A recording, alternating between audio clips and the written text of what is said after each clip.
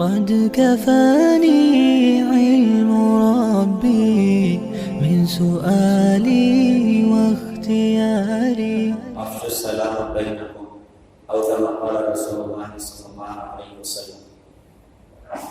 محترم حضور دوستوں اور عزیزی بھائی، اللہ پاک نے سارے دنیا کے انسانوں کی دنیا اور آخرت کی نجات کا اور کامیابی کا جو راستہ طے فرمایا اور جو طریقہ طے فرمایا، تو میرے آپ کے نبی حضرت محمد صلی اللہ علیہ وسلم کا مبارک طریقہ ہے سارے دنیا کے انسانوں کے، چاہے وہ امیر ہو، غریب ہو، اور مرد ہو، عورت ہو، شہری ہو، دیہاتی ہو، سڑک پتی ہو، کروڑ پتی ہو، چپراسی ہو یا وزیر اعظم، نجات کے لیے تو ایک ہی زندگی ہے، وہ زندگی حضرت محمد صلی اللہ علیہ وسلم کی زندگی، اور آپ کی زندگی کا نام ہی دین اسلام ہے. تو اللہ نے سارے دنیا کے انسانوں کی دنیا اور آخرت کی نجات کو اسلام سے جوڑا ہوا، اور اس بات کا اعلان قرآن پاک کے اندر میں کیا ہوا ہے کہ ان الدین عند اللہ الاسلام، ہمارے نزدیک کوئی دین ہے تو اسلام. وَمَن يَبْتَغِ غَيْرَ الْإِسْلَامِ دِينًا فَلَن يُقْبَلَ مِنْهُ، کہ جو اسلام کے علاوہ کوئی دوسرا دین ہمارے پاس لے کر آئے گا تو ہم اس کی زندگی ہرگز قبول نہیں کریں گے، ہرگز قبول نہیں کریں. تو اللہ کے نزدیک قابل قبول وہ زندگی ہے جو اسلام کے مطابق ہو، جو دین کے مطابق ہو. اچھا، دین کون سا دین؟ جو دین حضرت محمد صلی اللہ علیہ وسلم اللہ پاک کی طرف سے لے کر، ورنہ اگر آج دیکھا جائے تو آج تو جو اصل دین ہے وہ ہماری زندگیوں سے نکل گیا، مکمل دین ہماری زندگیوں سے نکل گیا، اور کوئی تو طبیعت کے دین پر چل لیتا ہے، اور کوئی حالات کے دین پر چل لیتا ہے، کوئی ماحول کے دین پر چل لیتا ہے. کئی طرح کے دین ہو گئے.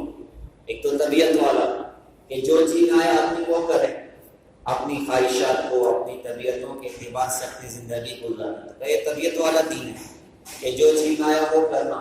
طبیعت ہوئی تو نماز پڑھ لی، طبیعت نہیں ہوئی تو نماز چھوڑ دی، طبیعت ہوئی تو ایک دم لمبی تصویر لے کے اللہ اللہ اللہ، اور تھوڑا بھاری پڑا تو اس کو چھوڑ دیا. طبیعت ہوئی تو سنت پر عمل کیا، طبیعت نہیں تو سنت کو چھوڑ دیا. حالانکہ شریعت میں جو ہے یہ بات سکھائی گئی کہ تم کو تو تابع ہونا پڑے گا اللہ پاک کے حکم کے اور حضرت محمد صلی اللہ علیہ وسلم کے طریقے کے، طبیعت ہو کہ نہ ہو. حدیث میں تو ارشاد فرمایا کہ تم میں کوئی بھی شخص اس وقت تک کامل ایمان والا نہیں ہو سکتا جب تک کہ اس کی نفسانی خواہشات اس دین کے تابع نہ ہو جائے جس کو میں لے کر. یہاں تو خواہشات کے بھی تابع کرنے کی بات ہے، بھائی اپنی خواہشات کو بھی تابع کرو. اللہ معاف کرے، ابھی تو ہماری تو ضروریات بھی دین کے تابع نہیں ہو پائیں. نکاح ضرورت ہے، اور کھانا ضرورت ہے، اور کام دھندا کرنا ضرورت ہے. اللہ معاف کرے، ہماری تو ضروریات بھی ابھی شریعت کے تابع نہ ہو سکی.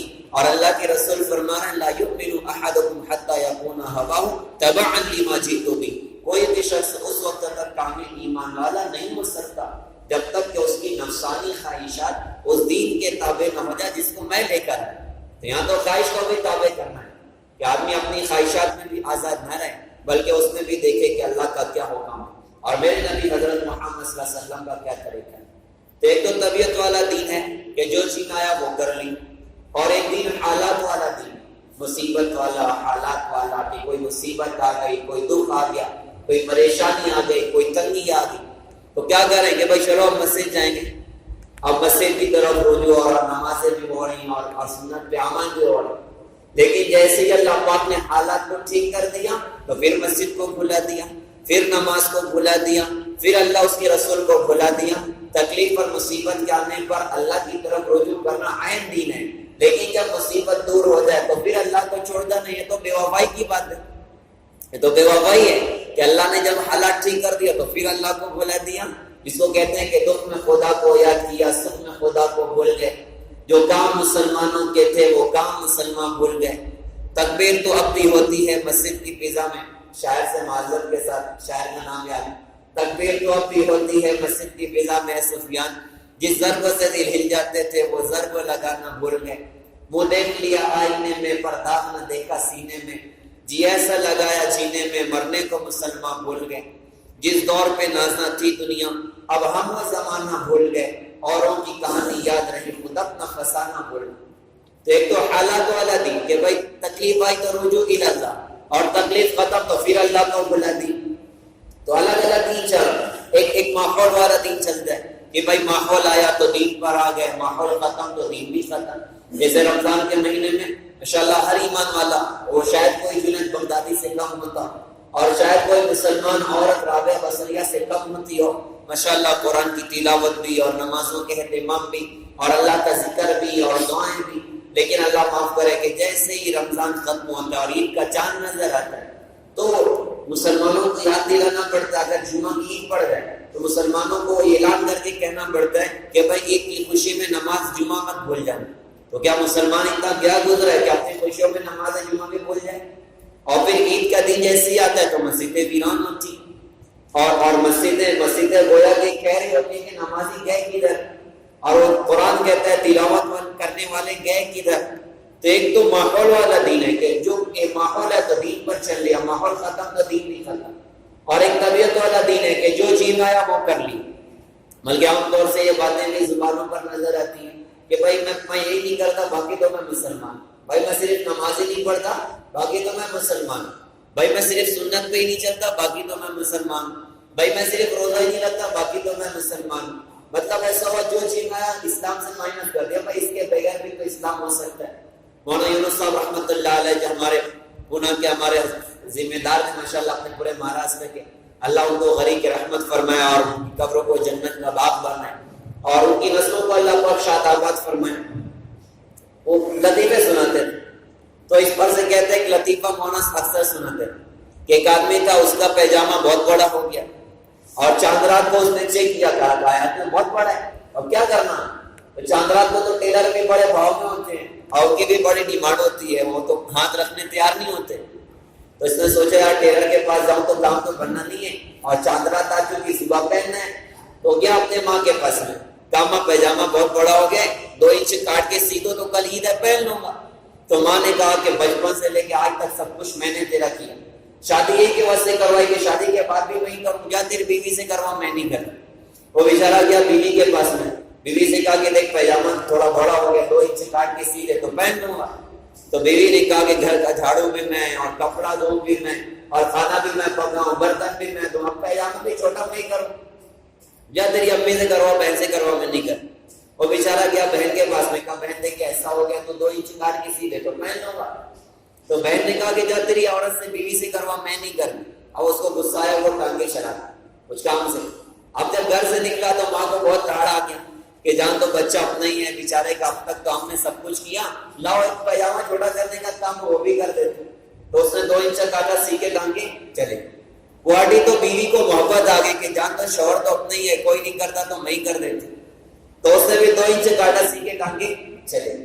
اب وہ ہٹی تو بہن کو بھی پیار آ گیا بھیا پر کہ جان تو بھیا تو اپنا ہی ہے، کوئی نہیں کرتا تو میں ہی کر دے۔ اس نے بھی دیا 2 انچ کاٹ کے اور سی کے ٹانگے چلے۔ اب پیجامہ کیا بن گیا بھائی؟ کچھ اور ہی تھا۔ تو اللہ معاف کرے آج مسلمان یہ کہہ رہا ہے نبی کی زندگی کے ساتھ کہ بھائی اس کے بغیر بھی تو دین ہو سکتا ہے، تو بھائی اس کے بغیر بھی تو دین ہو سکتا ہے۔ جو جین آیا اسلام سے نکال دیا اور جو جین آیا وہ اپنی زندگی میں داخل کر دیا۔ تو اسلام تو ایک پوری زندگی سکھاتا ہے۔ اللہ پاک نے جو ہماری نجات دین میں رکھی، کون سا دین؟ طبیعت والا دین، حالات والا نہیں، ماحول والا نہیں، دین وہ جو حکموں والا دین ہے کہ جس میں بندہ ہر حال میں اللہ اس کے رسول کا پابند بن جائے۔ اور اسی دین کا مطالبہ اللہ پاک نے قرآن پاک کے اندر میں اپنے سارے ایمان والے بندوں سے کیا ہے، یا ایھا الذین آمنوا ادخلوا فی السلم کافہ ولا تتبعوا خطوات الشیطان انہ لکم عدو مبین۔ کیا ایمان والو تم اسلام میں پورے داخل ہو جاؤ اور شیطان کا اتباع مت کرو، یقیناً شیطان انسان کا کھلا ہوا دشمن ہے۔ تو اللہ نے پورے دین کا مطالبہ کیا۔ اچھا جو آیت ابھی ہے، اس آیت کا شان نزول دیکھیے۔ اس آیت کا شان نزول ایک یہودی عالم عبداللہ بن سلام رضی اللہ عنہ پر، مدینہ میں اکثر یہودی رہتے تھے اور یہود اور نصارہ، ان کے بارے میں اللہ پاک نے قرآن میں اس بات کا اظہار کیا ہے، الذین آتیناہم الکتاب یعرفونہ کما یعرفون ابناءہم، کہ یہ اہل کتاب یہ تو ہمارے نبی کو اپنی اولاد کی طرح پہچانتے۔ ہم قربان ہیں وہ شانتی محمد رسول اللہ صلی اللہ علیہ وسلم کی کہ آپ کو یہودی پہچانتے تھے، آپ کو نصارہ پہچانتے تھے، اور انسان تو انسان ہے، جانور میرے آپ کے نبی حضرت محمد صلی اللہ علیہ وسلم کو پہچانتے تھے۔ درخت ہمارے نبی کو سلام کرتے اور پتھر ہمارے نبی کو سلام کرتے اور اونٹ ہمارے نبی کو سلام کرتے، جنگل کے درندے حضرت محمد صلی اللہ علیہ وسلم کو سلام کرتے۔ تو ہمارے نبی کی تو عجیب شان تھی، ہم قربان دے آپ کی شان کے۔ اللہ نے اپنے نبی کے چرچے بہت کیے شروع زمانے سے. کائنات بننی تھی نا، کائنات کی ابتدا سے حضرت محمد صلی اللہ علیہ وسلم کے چرچے دنیا کے اندر میں چلے ہیں، اور آپ کے تذکرے دنیا کے اندر میں چلے ہیں کہ ایک ایسی شان والے نبی دنیا کے اندر لانے والے. آدم علیہ السلام کے بیٹے حضرت شیس علیہ السلام، تو آدم علیہ السلام نے اپنے بیٹے شیس علیہ السلام سے کہا تھا کہ بیٹا تیرے اندر میری ایک امانت منتقل ہوئی ہے، اور وہ امانت تیرے باپ سے زیادہ قیمتی ہے، وہ امانت تیرے باپ سے زیادہ قیمتی. حضرت آدم علیہ السلام سمائے نبی کا نور منتقل ہوا شیس علیہ السلام کی پیشانی میں. تو جب پیشانی کو دیکھا آدم علیہ السلام نے کہ پیشانی روشن ہے، چہرہ روشن ہے، تو اپنے بیٹے شیس سے کہا تھا کہ بیٹا تیرے اندر ایک امانت منتقل ہوئی ہے اور یہ تیرے باپ سے زیادہ قیمتی ہے.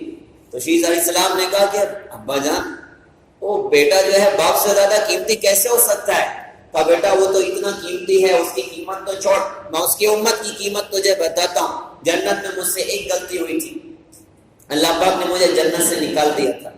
میں اس نبی کی امت کا مقام تجھے بتاتا ہوں کہ وہ امت غلطی کرے گی، اللہ ان کے گھر ان سے نہیں چھینے گا. اور مجھ سے ایک غلطی جنت میں اللہ پاک نے میرا جنت کا لباس مجھ سے واپس لیا. اس نبی کی امت کا یہ مقام ہوگا، وہ گناہ پہ گناہ کرے گی، اللہ انہیں ننگا نہیں کرے گا. اللہ نے میرے کھانے چھین لیا، اللہ نے ان کے کھانے نہیں چھینے گا. میں نے ایک غلطی کی، اللہ نے ساری دنیا میں میری غلطی کا ڈھیلورا پھینک دیا اور ساری دنیا کو سنا دیا کہ دیکھو آدم نے غلطی جنت کے اندر میں کی تھی. لیکن اس کی امت گناہ پہ گناہ کرے گی، اللہ ان کے گناہوں پہ پردہ ڈال کے رکھ دے گا.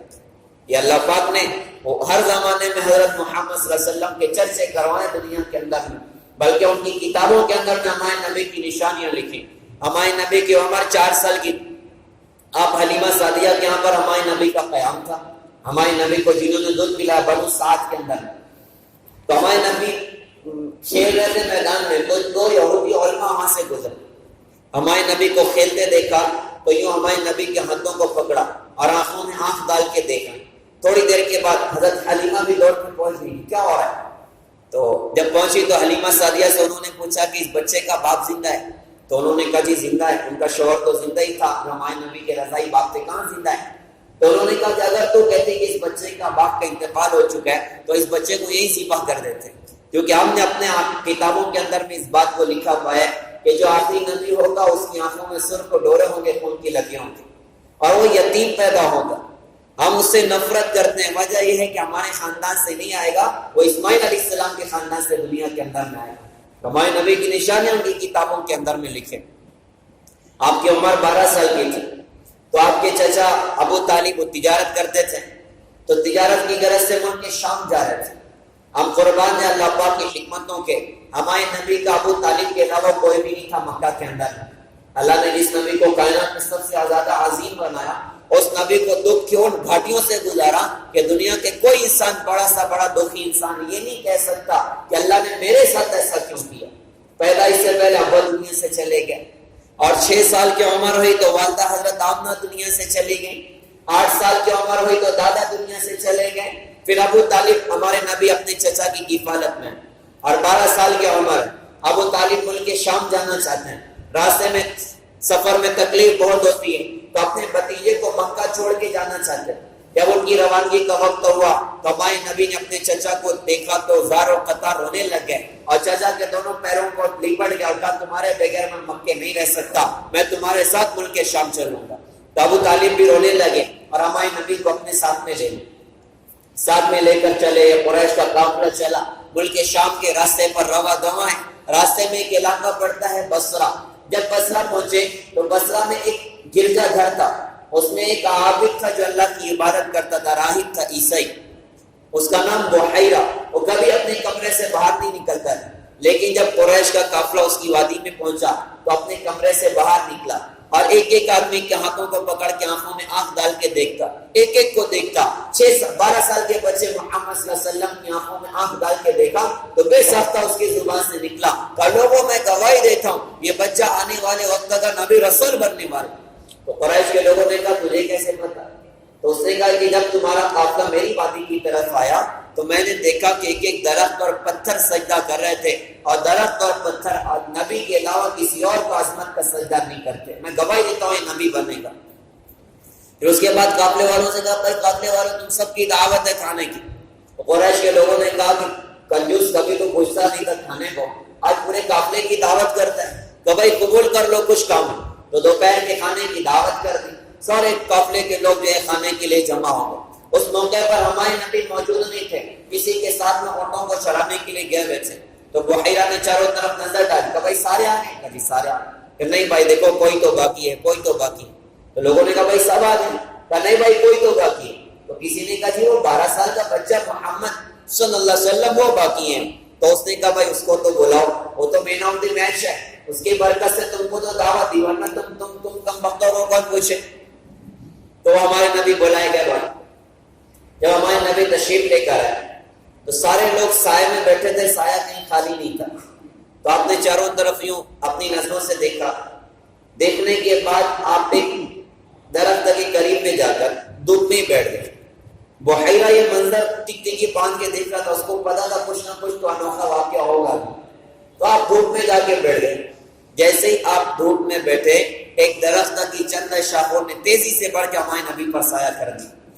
وہ بے ساختہ پکڑ اٹھا، دیکھو درخت اب اس کی طرف جھکا جا رہا۔ کیا شان تھی کہ ملک شام کے درخت ابھی حضرت محمد صلی اللہ علیہ وسلم کو پہچاننا ہے۔ اللہ معاف کرے، آج کے نوجوان نے آئنسٹائن کو تو پہچانا اور کسی اور سائنسداں کو تو پہچانا، لیکن اس کائنات کی سب سے عظیم شخصیت مخلوقات میں حضرت محمد صلی اللہ علیہ وسلم کو نہیں پہچان سکے۔ اس کو درخت پہچانتا تھا، اس کو امت نے فراموش کر دیا۔ تو اس نے کہا دیکھو درخت اب اس کی طرف جھکا جا۔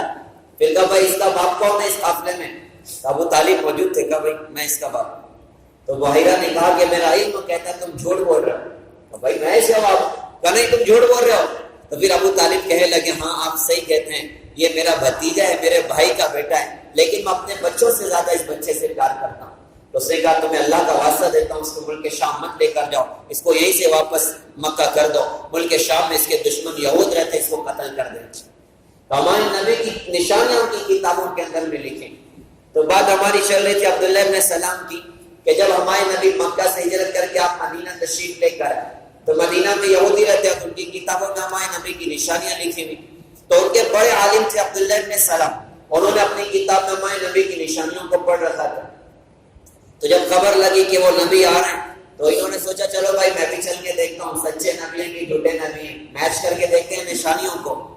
تو کہتے ہیں جب میں نے پہلی مرتبہ حضرت محمد صلی اللہ علیہ وسلم کے چہرے کو دیکھا تو چہرہ دیکھتے ہی دل پکار اٹھا کہ یہ چہرہ چھوٹے آدمی کا نہیں ہو سکتا، اور کیوں نہ ہوتا، اللہ نے ہمارے نبی کو بنائی ایسا تھا، آپ کا حسن جمال ہی ایسا تھا کہ دل نے کہا کہ یہ چہرہ چھوٹے آدمی کا نہیں ہو سکتا۔ اور پھر کہتے ہیں میں نے پہلی بار جو اپنے نبی کی زبان سے مدینہ میں سنی وہ بات یہ تھی افشوا السلام اطعموا الطعام وصلوا الارحام صلوا باللیل والناس نیام تدخلوا الجنۃ بسلام۔ سلام کو پھیلاؤ، کھانے کھلاؤ، صلہ رحمی کرو، رات کو جب سب سو جائیں نماز پڑھو، جنت میں سلامتی کے ساتھ داخل ہو جاؤ۔ تو یہودی عالم کہتے ہیں میرے دل نے کہا یہ جملہ سوائے نبی کی کوئی اور آدمی نہیں کہہ سکتا، آپ کے جملے سن کے اسلام میں داخل ہو۔ اب اگلی بات سنیں، اس زمانے میں یہودی اونٹ کا گوشت نہیں کھاتے تھے اور سنیچر کے دن کی تعظیم کرتے ہیں، سنیچر کے دن کی تعظیم ہے اور اونٹ کا گوشت نہیں کھاتے۔ تو عبداللہ ابن سلام رضی اللہ عنہ اسلام کا کلمہ تو پڑھ لیا، لیکن سوچا ایک کام کرتا ہوں، میں سنیچر کے دن کی تعظیم کر لیا کروں گا اور اونٹ کا گوشت نہیں کھاؤں گا اور اسلام پر عمل کروں گا، تو دونوں شریعت کا احترام ہو جائے گا، دونوں شریعت پر عمل ہو جائے گا، حضرت محمد صلی اللہ علیہ وسلم کی شریعت پر بھی عمل اور موسیٰ علیہ السلام کی شریعت پر بھی عمل۔ تو بھائی سنیچر کے دن کی تعظیم کرنی، اونٹ کا گوشت نہیں کھانا، حالانکہ اسلام میں اونٹ کا گوشت جائز ہے۔ تو جب انہوں نے یہ نیت کر لی تو اللہ پاک نے اس پر قرآن پاک میں آیتیں اتاری، یا ایھا الذین آمنوا ادخلوا فی السلم کافۃ ولا تتبعوا خطوات الشیطان انہ لکم عدو مبین۔ کیا ایمان والو تم اسلام میں پورے داخل ہو جاؤ اور شیطان کا اتباع مت کرو، یقیناً شیطان انسان کا کھلا ہوا دشمن ہے۔ سوچو تو صحیح پیارے بھائیوں، ان کا ایک غلطی تھی کہ انہوں نے سوچا ان کا گوشت نہیں کھاؤں گا اور سنیچر کے دن کی تعظیم کروں گا۔ اللہ نے اس پر قرآن پاک میں آیتیں اتار دی کہ نہیں یہ شیطان کا اتباع ہے، اسلام میں پورے داخل ہو جاؤ۔ ہم اپنی زندگی کا جائزہ لیں کہ ہمارا تو سبھی کچھ بدلی ہو چکا ہے، ہماری تو ساری زندگی بدلی ہو چکی ہے۔ اللہ معاف کرے، اللہ معاف کرے۔ الیکشن کے موقع پر کسی آدمی کی ٹوپی بدل جائے، کل فلاں پارٹی کی تھی آج دوسری پارٹی کی پہن لیا، تو لوگ اس کو کیا بولتے ہیں؟ ارے بولے بھائی کیا بولتے ہیں؟ مالیگاؤں میں تو دل بدلو بولتے ہیں اور بکاؤ مال بولتے ہیں اور آگے بڑھ کے تھوڑا جو جذبات میں ہوتا ہے بولتے ہیں بن پیندے کا لوٹا ہے یار، وہ ٹوپی بدل گئی تو کیا تھا کہ بھائی بن پیندے کا لوٹا ہے. سوچو تو صحیح پیارے بھائیوں، ایک ٹوپی بدل جائے تو آدمی دل بدلو کہلاتا، جس کی ساری زندگی بدل گئی وہ کتنا بڑا دل بدلو ہوتا. ہماری تو ساری زندگی بدل گئی، نہ حضور رہے اسٹائل ہے، نہ آپ والا لائف اسٹائل ہے، نہ آپ والے اخلاق ہیں، نہ آپ والا چہرہ موڑا ہے. وہ بڑے درد سے شاعر نے کہا تھا کہ واعظ قوم کی وہ پختہ خیالی نہ رہی، برق طبعی نہ رہی، شعلہ مکالی نہ رہی، رہ گئی رسم ازا روح بلالی نہ رہی، فلسفہ رہ گیا تلقین غزالی نہ رہی، اور مسجد مرثیہ خواہیں کہ نمازی نہ رہے، یعنی وہ صاحب اوصاف حجازی نہ رہے، اور شورہ ہو گئے دنیا سے مسلمان نابود. ہم تو یہ کہتے ہیں کہ تھے بھی کہیں مسلم موجود، وضع میں تم اور نصارہ تو تمدن میں ہنود، یہ مسلمان ہیں جنہیں دیکھ کے شرما یہود، یوں تو سید بھی ہو، مرزا بھی ہو، افغان بھی ہو، تم بتاؤ تو سبھی کچھ ہو، مسلمان بھی ہو. درد کی بات ہے میرے بھائیوں، 1 لاکھ کے مجمع میں کسی ایک سکھ کو کھڑا کر دو تو ساری دنیا پہچانے کی سکھ ہے، لیکن 100 کے مجمع میں 10 مسلمان کو کھڑا کر دو تو پہچان میں نہیں آئے گا اس میں 10 مسلمان کون ہیں. تو کیا ہمارے نبی کی کوئی زندگی نہیں؟ کیا ہمارے نبی کا کوئی لائف اسٹائل نہیں؟ کیا ہمارے نبی کا کوئی طرز اور طریقہ نہیں؟ تو حضرت محمد صلی اللہ علیہ وسلم آپ کی زندگی اللہ نے آئیڈیل بنا اور اس بات کا اعلان کیا کہ نجات حاصل کرنا تو ان کی زندگی میں مکمل طور پہ داخل ہونا پڑے. تو اللہ قرآن میں آیت اتارا ہے، تم اسلام میں پورے داخل ہو جاؤ. تو ہم دیکھیں ہماری زندگی میں ہمارے نبی کی زندگی کتنی ہے، ساری کی ساری زندگی سے نکل گئی. تو پیارے بھائیوں، اللہ پاک نے دین اسلام کو ہماری دنیا اور آخرت کی نجات کا ذریعہ بنا، دنیا اور آخرت کی کامیابی کا ذریعہ بنا. اب دین اسلام نے ہمیں کیا سیکھا؟ دین اسلام نے ہمیں کیا سیکھا؟ اسلام کی پہلی بنیاد ہے کلمہ لا الہ الا اللہ محمد رسول اللہ صلی اللہ علیہ وسلم، کہ بندہ اس نعمت کو اپنے دل میں اتارنے کی کوشش کر، اپنے دل کا یقین بنا لے اللہ کی ذات کا، اللہ سے پلنے کا، اللہ سے ہونے کا. اللہ نے بڑی نعمت پیارے بھائیوں ایمان کی مجھے اور آپ کو عطا فرمائی. ہم اس ایمان کو کیا کریں کہ ایمان کو دل کی گہرائیوں کے اندر اتاریں. ایک اللہ کا یقین دل میں اتر جائے، لا معبود الا اللہ، لا مقصود الا اللہ، لا مسجود الا اللہ، لا مرغوب الا اللہ، لا مطلوب الا اللہ، لا الہ الا اللہ. کہ دل کا وجدان بن جائے کہ کرنے والی ذات تو اللہ کی، ساری مخلوق اس کی محتاج، اللہ کسی کا محتاج نہیں. عزت کا دینا اللہ کا ارادہ، ذلت کا ملنا اللہ کا ارادہ، کامیابی ناکامیابی، نفع نقصان، سب کچھ ایک اللہ پاک کی قدرت کا طاقت کے ساتھ ہے. اللہ جو چاہتے ہیں اپنی قدرت سے کر کے دکھاتے ہیں، اور جب چاہتے ہیں اپنی قدرت سے کر کے دکھاتے ہیں. وہ انسان کو وجود دینے پر آئے تو ماں باپ کا محتاج نہیں، آدم علیہ السلام کو بغیر ماں باپ کے پیدا کر کے دکھا. وجود دینے پر آئے تو باپ کا محتاج نہیں، عیسیٰ علیہ السلام کو بغیر باپ کے اللہ پاک نے پیدا کر کے دکھا. وہ کسی شے کو وجود دینے پر آئے تو کسی زندگی اور حیات کا محتاج نہیں. وہ پہاڑ سے اٹھنے کو وجود دے کر دکھا دیں، وہ اللہ وہ قدرت اور طاقت کے مالک ہیں کہ زندگی دینے پر آئے تو چلتی چھری کے نیچے اپنے اسماعیل کو بچائیں، وہ زندگی دینے پر آئے تو بھڑکتی آگ میں اپنے خلیل کو بچائیں، وہ زندگی دینے پر آئے تو مچھلی کے پیٹ میں یونس علیہ السلام کو بچا کے دکھائیں.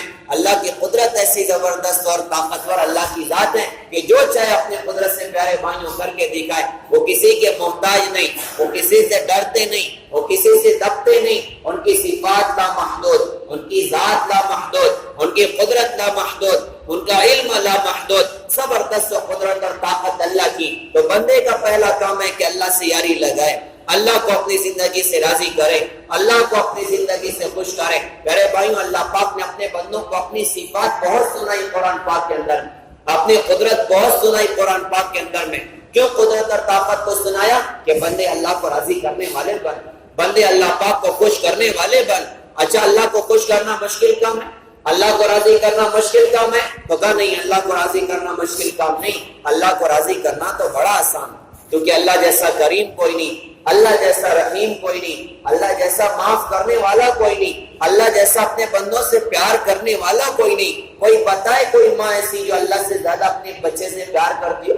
کوئی بتائے کوئی باپ ایسا کہ جو اپنی اولاد سے اللہ سے زیادہ محبت کرتا ہو؟ حدیث پاک مانتا ہے کہ اللہ اپنے بندوں سے 70-9 سے زیادہ محبت کرتے ہیں. ارے ان کی محبت تو وہ محبت ہے کہ جس کی نظیر کائنات کے اندر میں کوئی نہیں. ایسی محبت اللہ پاک اپنے بندوں سے کرتے ہیں. بندہ خوب گناہ کرے، توبہ کے لیے آئے، اللہ فرماتے ہیں بندہ توبہ کر، سارے معاف کر دوں گا۔ تو توبہ کر لے، سارے گناہوں کو درگزر کر دوں گا۔ اللہ کی رحمت تو وہ رحمت ہے جو میرے بھائیوں کوئی بھی بندہ اللہ کے در پر آئے اللہ اس کو خالی نہیں جانے دیتا۔ ارے ہم اپنی زندگی کا سودا اللہ سے کر لیں، ہم اپنے اللہ سے توبہ کر لیں۔ اللہ کے در پر کوئی آتا ہے، اللہ غیور ہے، اس کو خالی ہاتھ نہیں جانے دیتا۔ ارے 100 کا قاتل بھی اللہ کے در پر آئے تو خالی ہاتھ نہیں جاتا۔ مشہور ہے 100 کا قاتل، بنی اسرائیل کے قاتل ہے، 99 قتل کیے، اس کو فکر پیدا ہوئی کہ اللہ مجھے معاف کرے گا نہیں کرے گا۔ وہ گیا ایک عابد کے پاس میں، کہا جی میں نے 99 قتل کیے، آپ بتائیں کہ اللہ مجھے معاف کرے گا نہیں کرے گا۔ تو عابد بڑے جلالی تھے، انہوں نے کہا بدبخت تو نے 99 لوگوں کو قتل کیا، اللہ تجھے کبھی معاف نہیں کرے۔ جب اس نے سنا فتویٰ خطرناک والا کہ کبھی معاف نہیں کرے گا، بڑا جلال آیا اس کو، کہا یار کبھی نہیں معاف کرے گا تو چل ٹھیک ہے، جب معاف ہی نہیں کرتا تو 100 کی گنتی تو پوری کر لو۔ وہ خنجر نکال کے اس کو بھی آؤٹ کر دیا، کہا جا تو بھی جا۔ اب 100 پورے ہو گئے صاحب، اب 100 کی گنتی ہو گئی تو اور ٹینشن ہوا کہ ابھی تو 99 ہی تھا، اب 100 کی گنتی پوری ہو چکی ہے، تو اب تو اور زیادہ مشکل ہے، اب اللہ معاف کرے گا نہیں کرے۔ وہ گئے ایک عالم اللہ والے کے پاس میں، کہا جی حضرت میں نے 100 قتل کیے ہیں، آپ بتائیں مجھے اللہ معاف کرے گا نہیں کرے گا۔ وہ عالم جانتے تھے کہ اللہ کی رحمت کتنی بڑی ہے، بندہ سچی توبہ کر اللہ سب معاف کر دیتا ہے، اس کے ہاں تو سارے گناہوں کی معافی کے راستے کھلے ہیں۔ ارے کوئی شرک کرے توبہ کرے اللہ اس کو معاف کرتا ہے، زنا کرے توبہ کرے اللہ اس کو معاف کرتا ہے۔ اللہ تو فرماتے ہیں اپنا آدم لوگ اللہ کا ذنوب کا اعلان سمائے ثم استغفرتنی غفرت لک ولا ابد، کہ آدم کی اولاد تو اتنے گناہ کر کے زمین بھر ہے اور آسمان کی چھت تک تیرے گناہ چلے گئے، تو توبہ کرے گا سارے معاف کر دوں گا۔ اور مجھ سے پوچھنے والا کوئی نہیں ہوگا کہ اللہ آپ نے اپنے بندے کے اتنے گناہوں کو کیوں معاف کر دی؟ تو عالم نے کہا کہ بیٹا اللہ تجھے ضرور معاف کرے گا، لیکن تو گناہگاروں کی بستی میں رہ رہا ہوتا ہے، ایک کام کر، وہ فلاں جگہ اللہ والوں کی بستی ہے، نیک لوگوں کی بستی ہے، ماحول کے اثرات آدمی پڑھتے ہیں، تو وہاں چلا جا تاکہ تیری توبہ پکی ہو جائے۔ تو توبہ کرنے کے لیے اس نے چلنا شروع کیا، 2-4 قدم چلے کہ ملک الموت آ گئے ٹکٹ لے کر لے جانے کے لیے۔ اب ملک الموت نے رو نکالا تو ایک طرف سے جنت کے فرشتے بھی آ گئے، ایک طرف جہنم کے فرشتے بھی آ گئے۔ جہنم والے فرشتے کہتے ہیں بھائی جہنم میں لے کر جائیں، اور جنت والے کہتے ہیں بھائی جنت میں لے کر جائیں۔ بھائی بنیاد کیا ہے، دلیل کیا ہے تمہاری؟ تو جہنم والے کہتے ہیں بھائی توبہ کیے ہی نہیں تھا، توبہ کے واسطے جا رہا تھا، اسے جہنم میں لے کر جائیں۔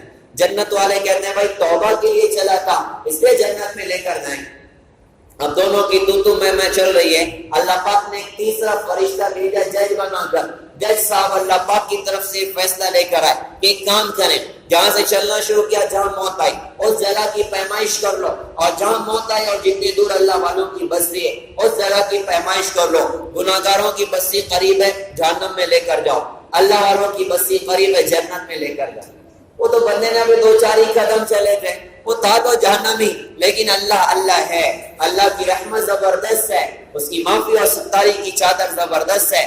اللہ نے ایک طرف کی زمین کو حکم دیا کہ پھیل جا، اور دوسری طرف کی زمین کو حکم دیا کہ سکڑ جا۔ وہ تھا تو جہنمی، لیکن اللہ نے اپنی رحمت سے جنت کے فیصلے کر دیے، اور قیامت تک آنے والے انسانوں کے لیے اس واقعے کو مختلف شکلوں میں اللہ پاک نے محفوظ کیا، دنیا کے انسانوں کو اپنی رحمت بتانے کے لیے کہ ارے تمہارا اللہ بہت کریم ہے، تمہارا اللہ بہت رحیم ہے، تم ٹھیک ہے گناہ تم نے کر دیے، نا امید مت ہو، توبہ کرو اللہ سارے معاف کر دے گا۔ قل یا عبادی الذین اسرفوا علی انفسہم لا تقنطوا من رحمت اللہ ان اللہ یغفر الذنوب جميعا۔ اللہ پاک کتنے خوبصورت انداز میں ارشاد فرما رہے ہیں کہ میرے بندو، یا عبادی الذین اسرفوا، اے میرے بندوں، تو جو میرے بندوں کا جملہ سے ایسا لگتا ہے کہ اللہ بھی کہے گا تہجد پڑھنے والے اور روزہ رکھنے والے، اللہ نے عبادی کا یا لگائی، یا بولے تو جیسے قلمی میرا قلم، ولدی میرا لڑکا، ٹھیک ہے، تو اللہ نے کہا عبادی اے میرے بندوں، تو میرے بندوں کہہ رہا ہے تو ایسا محسوس ہوتا ہے کہ ابھی کہیں گے جو تہجد پڑھتے ہیں، جو نفل روزے رکھتے ہیں، جو خوب ہماری اطاعت کرتے ہیں، جو ہم کو راضی کرتے ہیں، جو ایک بھی گناہ بھول کر نہیں کرتے، لیکن آگے کا جملہ دیکھیں تو اللہ کی رحمت عقل حیران ہوتی ہے۔ اللہ کہتے ہیں الذین اسرفوا علی انفسہم، جنہوں نے اپنے نفسوں پہ بڑا ظلم کر دی، بہت ظلم کر دی، کیا کیا کہ زنا ہو گیا اور گناہ ہو گئے اور چوریاں ہو گئی اور شراب ہو گئی اور اللہ کی نافرمانی ہو گئی. کیا کہتے ہیں اللہ پاک؟ تمہیں جہنم میں ڈالوں گا. اللہ کہتے ہیں لا تقنطوا من رحمت اللہ، ارے تم میری رحمت سے نا امید نہ ہونا، اللہ پاک تو سارے معاف کر کے رکھ دے گا. اللہ کی رحمت پیارے بھائیوں بڑی ہے. اللہ کو راضی کرنا مشکل کام نہیں، بس بندہ سچی توبہ کرے، اللہ سارے گناہوں کو معاف کرنے کے لیے تیار ہے. تو ایک کام تو بندے کو کرنا کہ اللہ کو راضی کرنا توبہ کے ساتھ میں، اور دوسرا کام کرنا کہ حضرت محمد صلی اللہ علیہ وسلم کی پاکیزہ زندگی کو زندگی کے اندر میں جگہ دینا. آپ کی زندگی کے مطابق اپنی زندگی کو بنانا. اللہ کی بندوں سے کوئی رشتہ داری نہیں ہے. اللہ کے نزدیک میرے آپ کے نبی حضرت محمد صلی اللہ علیہ وسلم کی زندگی آئیڈیل ہے، اور اس زندگی کو اللہ پاک نے اعلان کر دیا اس زندگی کا کہ دیکھو ہمارے پیارے بننا چاہتے ہو، ان کی زندگی پر آؤ، ہم تمہارے پیارے بن جائیں اور تم ہمارے پیارے بن جاؤ. تو دوسرا کام یہ کرنا کہ حضرت محمد صلی اللہ علیہ وسلم کی زندگی کو زندگی میں جگہ دینا. اللہ نے ہمارے نبی کی زندگی کو آئیڈیل بنا. اچھا جن کی زندگی کو آئیڈیل بنایا، ان کی زندگی کی ہر ادا کو اللہ پاک نے قیامت تک کے لیے محفوظ کر دیا. مسلمان کسی زندگی کے کسی عمل میں اور کسی کام میں یہ نہیں کہہ سکتا کہ ہم میں کیا کروں، میری شریعت میں تو کوئی رہبری نہیں. ہماری شریعت میں مکمل رہبری ہے، ہر حال کی رہبری ہے. اللہ نے اپنے نبی کی زندگی کی ہر ادا کو محفوظ کیا ہوا ہے. آپ کی ادائیں پیارے بھائیوں، اللہ نے تو اتنا محفوظ کیا اپنے نبی کی زندگی کو کہ آپ علیہ السلام کے دیکھنے کو محفوظ کیا، بولنے کو محفوظ کیا، آپ کی چلنے کو محفوظ کیا، آپ کے اخلاق، آپ کی عبادات، آپ کے معاملات. اور یہ تو شریعت اور سیرت تو سیرت ہے. آپ کی تو صورت بھی ضائع نہیں ہے، آپ کی صورت کو بھی اللہ پاک نے محفوظ کیا ہوا. اور صورت تو صورت ہے، کیا بتائیں. ہمارے نبی کی تو بکریوں کے نام کو بھی اللہ پاک نے ضائع نہ کیا. گدھوں کے نام موجود ہیں، بکریوں کے نام موجود ہیں، خچروں کے نام موجود ہیں. میں آپ کو اپنے نبی کی اونٹنیوں کے نام سنا. ہمارے نبی کی 4 اونٹنیاں، قصوہ، عذبہ، جدعہ، شہبہ، 4 اونٹنیوں کے نام. 2 اونٹ ہمارے نبی کے، ایک کا نام اصغر، دوسرے کا نام ثعلب. اور ہمارے نبی کی بکریاں 9 بکریاں ہمارے نبی کی تھی. اجوا، سقیہ، زمزم، برکہ، اطلال، اطراف، خمراء، غیثہ، ورثہ. 9 بکریوں کے نام ہمارے پاس موجود ہیں. ہمارے نبی کے ایک بکرا تھا، اس کا نام یمن تھا، اس کا نام محفوظ ہے. 7 گھوڑے ہمارے نبی کے، سقب، مرتجس، لحیف، لزاز، طرف، ورد، سبحہ. 7 گھوڑوں کے نام ہمارے پاس میں موجود ہیں. ہمارے نبی کے گدھے، بھائی گدھے عالمی شہرت یافتہ ہوتے ہیں. کوئی گدھا مشہور ہوتا ہے عالمی شہرت یافتہ گدھا، لیکن ہم قربان ہیں میرے نبی نے جن گدھوں پر سواری کی ہے، اللہ نے ان گدھوں کو عالمی شہرت یافتہ بنا دیا. عالمی شہرت یافتہ گدھے کب آئے تھے؟ 1400 سال پہلے دنیا کے اندر میں آئے تھے. ان کے نام موجود ہیں، ایک کا نام یافور ہے، دوسرے کا نام عفیر ہے. ہمارے نبی کے گدھوں کے نام. ہمارے نبی کے 2 خچر، ایک کا نام دلدل، دوسرے کا نام فضہ. ہمارے نبی کی تلواریں، آپ کی تلوار ذوالفقار، صحسامہ، قلعی، حیر، محزم، قضیب، عزم. ہمارے نبی کی تلواروں کے نام محفوظ ہیں. آپ کی صورت کو اللہ پاک نے محفوظ کیا. ہمارے نبی دکھتے کیسے تھے؟ 1000 سال پہلے دنیا میں کوئی آدمی ہے، آج کوئی بتا سکتا اس کی صورت کیسی تھی؟ یا 100 سال پہلے اور 200 سال پہلے دنیا میں آیا، کوئی بتا سکتا اس کی صورت کیسی تھی؟ لیکن ہم قربان ہیں، سینہ ٹھوک کے کہہ سکتے ہیں کہ ہمارے نبی کو اللہ پاک نے بنایا کیسا تھا، اور وہ آئے تھے تقریباً 1450 سال پہلے دنیا کے اندر. اللہ نے اپنے نبی کے حسن کو بھی محفوظ کیا. تو آپ کو بھی سنا دیں انشاءاللہ. ارے سنا دیں، نبی کی صورت سنیں گے انشاءاللہ. پیچھے والے تو نہیں کہہ رہے، ارے سنیں گے انشاءاللہ. تو اتنی قیمتی چیز فری میں تو نہیں سنائیں گے بھائی، کچھ ہمارا بھی تو سودا ہوگا، ہم بھی تو کچھ سودا کریں گے، تو کچھ دینا پڑے گا اس کے بدلے میں. کئی ساتھی سوچ رہے ہوں پتہ نہیں کیا مانگ لیں، 1000 کی مانگ میں تو مشکل ہو جائے. ارے فیس دیں گے انشاءاللہ ہماری. بھائی اپنی فیس تو بھائی اپنی ذات سے بھی ہے، آپ بھائیوں سے بھی ہے. فیس یہ ہے کہ ہم اپنے نبی کے عاشق بنیں، ہم اپنے نبی کی ذات سے وفا کریں، ہم اپنے اللہ سے توبہ کریں. یہ ہماری فیس ہے. تو حضرت محمد صلی اللہ علیہ وسلم کی شخصیت وہ شخصیت ہے کہ اللہ نے اپنے نبی کے حسن کو بھی محفوظ کیا. اور کیسا حسن تھا؟ امی جان عائشہ رضی اللہ عنہا فرماتی ہیں کہ ان عورتوں نے یوسف علیہ السلام کو دیکھا تھا تو اپنی انگلیاں کاٹ گئی تھی، اگر میرے نبی کو دیکھتی تو دل کاٹ کے رکھ دیتی. وہ حسن اللہ پاک نے حضرت محمد صلی اللہ علیہ وسلم کو عطا کیا تھا، ایسا زبردست حسن. اب چلو اپنے نبی کا حسن سنو. ایک عورت ہے جنہوں نے پہلی مرتبہ ہمارے نبی کا حلیہ بیان کیا اپنے شوہر سے. ان کا نام ام معبد خزیہ. یہ ایک بوڑھی عورت تھی، مکہ مدینہ کے درمیان میں ان کا اپنا ایک علاقہ پڑتا تھا. ان کا گھر تھا، گھر کے سیان میں بیٹھے نہیں، آنے جانے والوں کو پانی پلاتی اور کھانے کھلایا کرتی تھی۔ ہمارے نبی ہجرت کر کے مدینہ جا رہے ہیں تو ام معبد خزاعیہ کی خیمے سے ہمارے نبی کا گزر ہوا، تو قافلے میں کئی لوگ تھے، سب بھوکے تھے، کئی ان کے فاقے تھے، کھانے کو ملا نہیں۔ تو جب ہمارے نبی کا قافلہ اس بڑھیا کے گھر پہ پہنچا تو بڑھیا بیٹھی ہوئی خیمے کے سیال کے اندر میں، تو ہمارے نبی نے اسے کہا کہ اما جان کچھ ہمارا کھانے کا انتظام ہو سکتا ہے؟ تو اس بڑھیا نے کہا جی معاف فرمائیں، کچھ بھی کھانے کے لیے نہیں، میرے شوہر بکریوں کو چرانے کے لیے جنگل میں بکریوں کو لے کر گئے ہیں اور کچھ بھی یہاں کھانے کا انتظام نہیں۔ ایک کمزور بکری جس میں چلنے کی طاقت نہیں تھی اور اس میں ایک قطرہ دودھ نہیں تھا، اس سیال کے اندر میں کھڑی تھی، ہمارے نبی کی اس پر نظر پڑی تو آپ نے اس بوڑھی عورت سے فرمایا کہ اما جان اگر تو اجازت دے تو یہ جو بکری کھڑی ہے میں اس بکری کا دودھ نکال لیتا ہوں۔ تو اس نے کہا جی اس میں تو کچھ بھی نہیں ہے، وہ تو کمزور سی بکری ہے اور اس میں ایک قطرہ دودھ نہیں، وہ چل نہیں سکتی، دودھ کہاں سے آئے گا؟ تو آپ نے کہا تو ہاں کہ میں نکال لیتا ہوں۔ کہا جی ٹھیک ہے آپ کو ملے تو نکال لو۔ اس نے ایک بڑا سا کٹورا دیا دودھ دھونے کے، ان کے پاس سینکڑوں بکریاں ہوتی تو کٹورے بھی بڑے بڑے، وہ بڑا سا کٹورا دیا، ہمارے نبی نے کٹورا لیا، تھن کے نیچے رکھا، بسم اللہ پڑھ کے بکری کے تھن کو ہاتھ لگایا، جو ہی ہمارے نبی کا ہاتھ ٹچ ہوا اس کے دونوں تھن دودھ سے بھر کر لٹک پڑے۔ ہمارے نبی نے اس کو دعا، پورا کٹورا دودھ سے بھر گیا، عورت تو آنکھیں پھاڑ کے ہمارے نبی کو دیکھتی کیسی برکت والا انسان ہے، ایک قطرہ اس کے تھن میں نہیں تھا، اس نے پورا پیالہ دودھ سے بھر دیا۔ ہم قربان ہیں، ہمارے نبی نے سب سے پہلے ام معبد کو ہی دودھ پلایا، بعد میں اپنے سارے ساتھیوں کو پلایا، آخر میں بچا ہوا ہمارے نبی نے نوش فرمایا۔ یہ ایک سنت ہے، آدمی اگر پانی پلا رہا تو پہلے یہ نہ پی، دوسروں کو پلائے، اور شروعات سیدھی طرف سے ہوگی، بعد میں آخر الٹی طرف، اس کے بعد ہم پیئیں، یہ ہمارے نبی کی سنت ہے۔ ایک چھوٹا سا واقعہ، ہمارے نبی کو بیٹھ کے پانی پی رہے، آپ کے سیدھی طرف بیٹھے تھے حضرت عبداللہ ابن عباس رضی اللہ عنہ، نوجوان صاحب، اور الٹی طرف بیٹھے تھے خالد بن ولید رضی اللہ عنہ، سیف اللہ، بڑے آدمی اور بڑے درجے کے ساتھ۔ تو ہمارے نبی کا پانی بچ گیا، تو حق پہلے سیدھے والے کا بنتا ہے، بعد الٹے والے کا بنتا ہے، لیکن الٹی طرف بڑے آدمی بیٹھے ہوئے اور سیف اللہ بیٹھے ہوئے، لیکن حق سیدھے والے کا ہے۔ تو ہمارے نبی اگر چاہتے خالد کو دے دیں، کیا مشکل، آپ دے سکتے تھے، لیکن آپ نے اپنی امت کو ایک زندگی سکھائی، حقوق سکھائیں۔ آپ نے حضرت عبداللہ بن عباس رضی اللہ عنہ سے پوچھا کہ عبداللہ پانی بچ گیا ہے تو پہلے خالد کو دے دو۔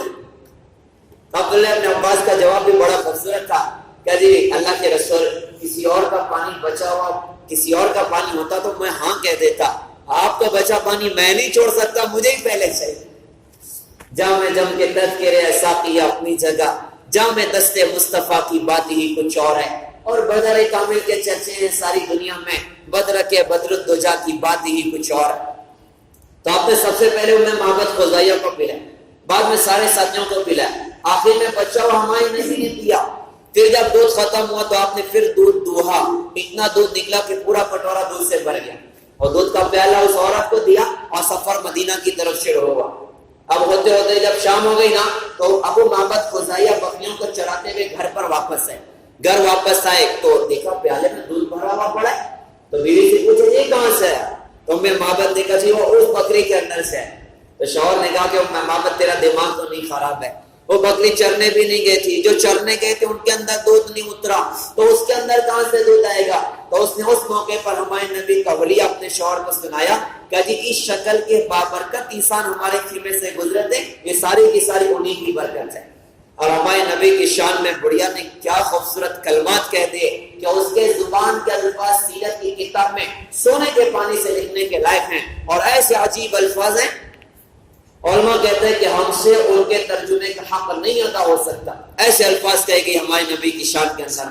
اس نے اپنے شوہر سے کہا کہ رائیت رجلا، میں نے ایک جوان دیکھا، ظاہر الوضاء، ان کا رنگ بڑا چمکتا ہوا تھا، ابلج الوجہ، ان کا چہرہ بہت تابناک تھا، حسن الخلق، بدن کی بناوٹ نہایت خوبصورت تھی، لم تغیب السجلہ، نہ تو ان کا پیٹ موٹا تھا، ولم تزر به السعلہ، نہ ان کے بالوں میں گنجا پن تھا، وسیم قسیم، وہ وسیم بھی تھے وہ قسیم بھی تھے۔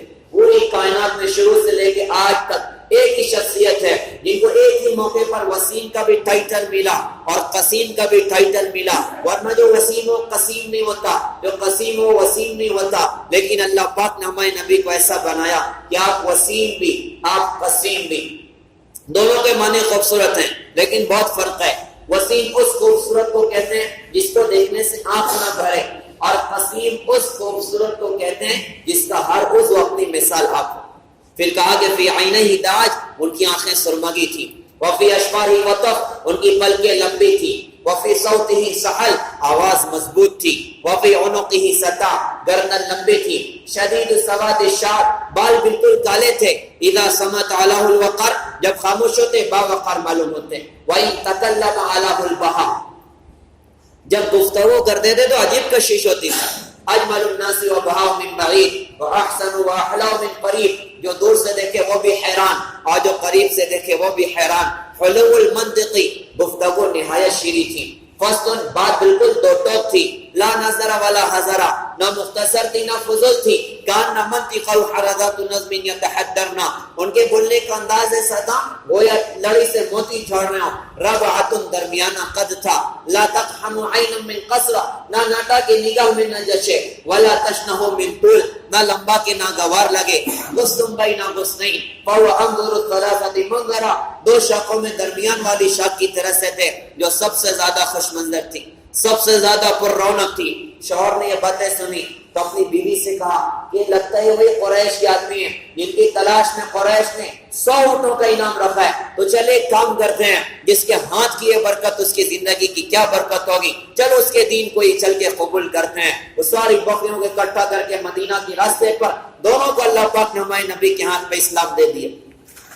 تو ہمارے نبی کا حسن اس عورت نے بیان کیا، اور پھر اور دوسرے صحابہ نے ہمارے نبی کا حسن بیان کیا. تو سارے صحابہ کی روایت اکٹھی کر کے آپ کو اپنے نبی کا حلیہ انشاءاللہ سناتے ہیں کہ ہمارے نبی دکھتے کیسے تھے. تو فیس تو دے دیں گے انشاءاللہ. تو چلو اپنے نبی کا حلیہ سنیں انشاءاللہ اردو میں آسان زبان. ہمارے نبی کا قد درمیانہ تھا، لیکن آپ کا معجزہ تھا کہ لمبے سے لمبا آدمی ہمارے نبی کے ساتھ میں کھڑا ہوتا تو وہ چھوٹا معلوم ہوتا، ہمارے نبی اس سے اونچے معلوم ہوتے. آپ کا رنگ کیسا تھا؟ ازہر اللون، سرخی مائل سفید رنگ والے حضور پاک صلی اللہ علیہ وسلم تھے. آپ کا سر قدرے بڑا تھا، آپ کے بال بالکل کالے تھے، آپ کا چہرہ قدرے گولائے لیے تھا، اور واسع الجبین، پیشانی چوڑی تھی. ازج الحواجب، بھویں بڑی گول تھی. من غیر قرن، بیچ میں بال نہیں تھے، اور یہاں بیچ میں پیشانی میں گرتے جو غصہ کے وقت میں پڑتی تھی. آپ کی آنکھیں مبارک اشکل لمبی تھی، ادعش موٹی تھی، اکحل سرمے کے بغیر سرمہ لگا ہر وقت محسوس ہوتا. احور، آنکھ کی سفیدی بالکل سفید تھی، آنکھ کی سیاہی بالکل سیاہ تھی. اہدب، آپ کی پلکیں بڑی دراز تھی. سال الخدین، گال درمیانی سطح پر. اس میں شاید کوئی بھائی ایسا ہو جس نے حضرت محمد صلی اللہ علیہ وسلم کو خواب میں دیکھا. اللہ ہم سب کو یہ سعادت دنیا میں بھی عطا فرمائے. قبر میں تو مل ہی جائے گی انشاءاللہ، قبر میں تو دیکھ ہی لیں، لیکن اللہ دنیا میں بھی ہمیں اپنے نبی کی زیارت عطا فرمائے. آپ کے گال مبارک درمیانی سطح پر، ناک مبارک بلندی مائل، اس پر ایک نور کی چمک ہوتی تھی. آپ تنگ ہو رہے تھے، فرات دھان تھے. آپ کے سامنے کے دانت موتی کی طرح چمکدار نظر آتے تھے، اور آپ بات کرتے تو دانت کا نور دیواروں پر پڑتا ہوا محسوس ہوتا، اور دانتوں میں بیچ میں تھوڑا ہلکا ہلکا گیپ تھا. آپ کی داڑھی پورے سینے کو بھر دیتی. پوری زندگی میں ہمارے نبی کی 21 بال سفید ہوئے 22واں کوئی بھی نہیں ہوا. آپ کی گردن لمبی تھی، اور یہ تو صدر، آپ کا سینہ چوڑا تھا. سواء البطن والصدر، آپ کا پیٹ اور سینہ برابر تھا. توند باہر نکلی بھی نہیں تھی کہ آدمی ادھر بیٹھا اور پیٹ ادھر بیٹھا، ایسا نہیں تھا. آپ کی گردن سے لے کے ناک تک بالوں کی ایک لکیر تھی جو ناک تک جاتی تھی. آپ کے سینے پر بال نہیں تھے، یہاں اوپر حصے پر ہلکے ہلکے بال تھے. اشعر المنکبین، آپ کے مونڈوں پر ہلکے ہلکے بال. اشعر الذراعین، آپ کے بازوں پر ہلکے ہلکے بال. طویل الذنتین، آپ کی کلائیاں بڑی لمبی تھی. آپ کی ہتھیلی کے بارے میں حضرت انس صحابی فرماتے ہیں میں نے پوری زندگی میں کوئی نرم رومال یا ریشمی رومال اور کوئی نرم چیز اپنے نبی کی ہتھیلی سے زیادہ نرم کبھی نہیں چھوئی. آپ کی ہاتھ کی انگلیاں لمبائی کی طرف مائل تھی، ٹیڑھی میڑھی انگلیاں نہیں تھی ہمارے نبی کی. آپ کی پنڈلی باریک تھی اور پنڈلی پر بال تھے. کانا خمسان اخمسین، ہمارے نبی کے تلوے گہرے تھے. علماء نے کتابوں میں لکھا ہے کہ تلووں کا گہرا ہونا انسان کی سخاوت کی نشانی ہوتا ہے. پیر کے تلووں کا گہرا ہونا انسان کی سخاوت کی نشانی ہوتا ہے. آج سونے سے پہلے ہر بھائی اپنا تلوا ہی چیک کرے گا، میں سکی ہوں کہ نہیں. ارے کرے اچھا، کسی کا فلیٹ دیکھنا تو فتوا مت دے دینا، کچھ کنجوس آدمی ہے تیرا تلوا ہی گہرا نہیں. بھائی کسی کا سیدھا ہو وہ بھی سخی ہو سکتا ہے، لیکن ایک نشانی علماء نے لکھی ہے کہ جس کا تلوہ گہرا ہوتا ہے وہ سخی ہوتا ہے. تو ہمارے نبی کے حسن کو صحابہ نے محفوظ کیا. آپ کا پسینہ کیسا؟ حضرت انس صحابی فرماتے ہیں پوری زندگی میں اچھے خوشبو میں نے سونگھی ہے، لیکن اپنے نبی کے پسینے کی خوشبو کی جیسی خوشبو میں نے ساری زندگی میں کبھی نہیں سونگھی ہے. اس لیے ہمارے نبی کی بیٹی فاطمہ جب ہمارے نبی دنیا سے رخصت ہوئے تو بڑے درد کے ساتھ انہوں نے اشعار کہتے ہیں ماذا علی من شم تربت احمد اللہ یشم مد الزمان غوالیا صبت علی المصائب لو انها صبت علی الایام لسرنا لیالیا. کہا کہ جس نے میرے ابا کی قبر اتھر کی مٹی کی خوشبو کو سونگ لیا وہ ساری زندگی خوشبو کے سونگنے سے مستغنی ہو گیا. اور مجھ پر میرے ابا کے دنیا سے جانے کی وجہ سے جو مصیبت آئی ہے وہ ایسی سخت مصیبت تھی کہ اگر اس مصیبت کو دن پر ڈال دیا جاتا تو دن رات سے تبدیل ہو جاتے، دن رات سے بدل جاتے. تو ہمارے نبی کے حسن کو صحابہ ایک صحابی حضرت جابر بن سمرہ رضی اللہ عنہ فرماتے ہیں کہ ایک مرتبہ 14ویں رات کا چاند آسمان پر تھا اور اللہ کے نبی مسجد نبوی کے سیان میں سرخ دھاری دار چادر اوڑھ کر بیٹھے تھے. تو میں کبھی چاند کو دیکھتا کبھی اپنے نبی کو دیکھتا اور کمپیریزن کر رہا تھا کہ زیادہ خوبصورت کون ہے. میرے دل نے کہا کہ اللہ کے نبی چاند سے زیادہ خوبصورت ہیں. نازا ہے جس پہ حسن وہ حسن رسول ہے، یہ کہہ کوشا تو آپ کے قدموں کی دھول ہے. اے عاشقان شوق وہاں سر کے بل چلو، طیبہ کے راستے کا تو کانٹا بھی پھول ہے. تو پیارے بھائیوں، حضرت محمد صلی اللہ علیہ وسلم کی زندگی کی ہر ادا کو اللہ پاک نے محفوظ کیا. آپ کی شخصیت بابرکت شخصیت، آپ وہ نبی جن کی زندگی محفوظ، آپ وہ نبی جن کو درخت پہچانتے اور جنگل کے درندے پہچانتے اور جانور پہچانتے. ہمارے نبی مدینہ کے باہر چلے تو آپ کا آواز ہے السلام علیکہ یا رسول اللہ. آپ نے ادھر ادھر دیکھا کوئی بھی نہیں. پھر آواز ہے السلام علیکہ یا رسول اللہ. آپ نے پھر ادھر ادھر دیکھا کوئی بھی نہیں. تو اچانک آپ کی نظر پڑی کہ ہرن بندی بھی کھڑی، ہرنی بندی بھی کھڑی اور وہ ہمارے نبی کو سلام کر. ہمارے نبی اس کے قریب پہنچے تو اس ہرنی نے کہا جی آپ سے ایک درخواست کرنا چاہتا. کیا ہے بتاؤ تمہاری درخواست. تو ہرنی نے کہا جی آپ کے ایک صحابی نے مجھے شکار کیا اور باندھ لیا ہے، ابھی جنگل میں میرے بچے بھوکے ہیں، بچوں کے دودھ پلانے کا وقت ہے، آپ مجھے چھوڑ دیں میں بچوں کو دودھ پلا کے واپس آ جاؤں. تو آپ نے پوچھا تو واپس آئے گی؟ تو کہا جی میں آپ سے وعدہ کر کے وعدے خلافی کر دوں پھر تو اللہ مجھے جہنم کی آگ میں ڈال دے. آپ سے وعدہ خلافی کر سکتی ہوں، کیسے کر سکتی؟ تو آپ اس کی رسی کو کھولا، وہ دوڑتی ہوئی گئی اور جنگل میں غائب ہو گئی. ہمارے نبی وہیں بیٹھے رہے. تھوڑی دیر کے بعد ہمارے نبی نے دیکھا کہ وہ ہرنی اپنے بچوں کو دودھ پلا کے واپس اکیلے دوڑتے ہمارے نبی کے پاس آئے.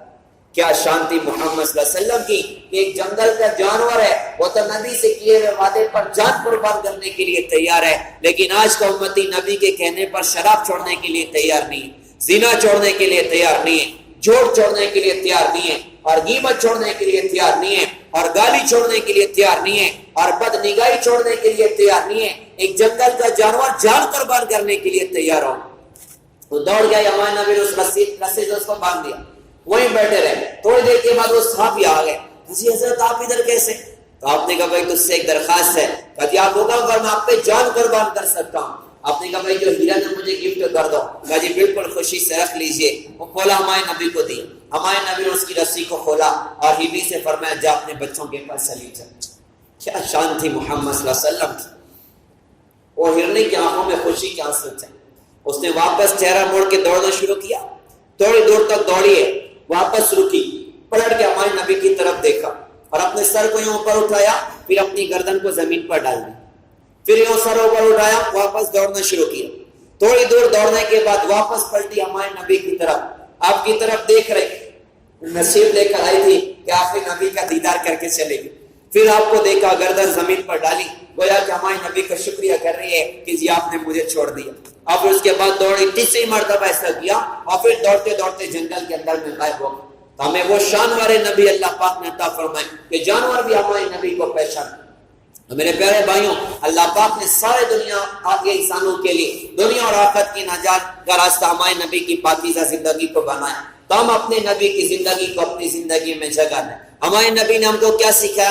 تو بڑے بڑے اعمال ہیں جو ہم پر فرض ہیں، جیسے نماز ہم پر فرض ہے، رمضان کے روزے ہم پر فرض ہیں، مال اللہ نے دیا زکوٰۃ فرض ہے، مال اللہ نے دیا روزہ حج فرض ہے. ہم اس کا اہتمام کرنے والے بن. ہم اس کو ادا کرنے والے بنے، اور بھی اپنی زندگی کے اندر میں ہمیں آزاد نہیں چھوڑا، ہمیں بہت سارے اعمال سکھائیں. زبان دی پہ جھوٹ کے لیے نہیں، گالی کے لیے نہیں، لان تان کے لیے نہیں، غیبت کے لیے نہیں، چغل خوری کے لیے نہیں. یہ زبان دی قرآن کی تلاوت کے لیے کہ بندہ اس سے اللہ پاک کا قرآن پڑھنے والا بن، قرآن کی تلاوت کرنے والا بنے، اور اللہ کا ذکر کرنے والا بنے، اور نبی پر درود پڑھنے والا بنے، اور استغفار کی کثرت کرنے والا بنے. اور پھر اسی کے ساتھ ساتھ اللہ کے جو حقوق ادا کرنا سکھایا، ساتھ ہی ساتھ میں میرے آپ کے نبی نے ہمیں بندوں کا حق ادا کرنا سکھایا، بندوں کا حق ادا کرنا سکھایا، اور بندوں کے حقوق میں اس درجہ متوجہ کیا.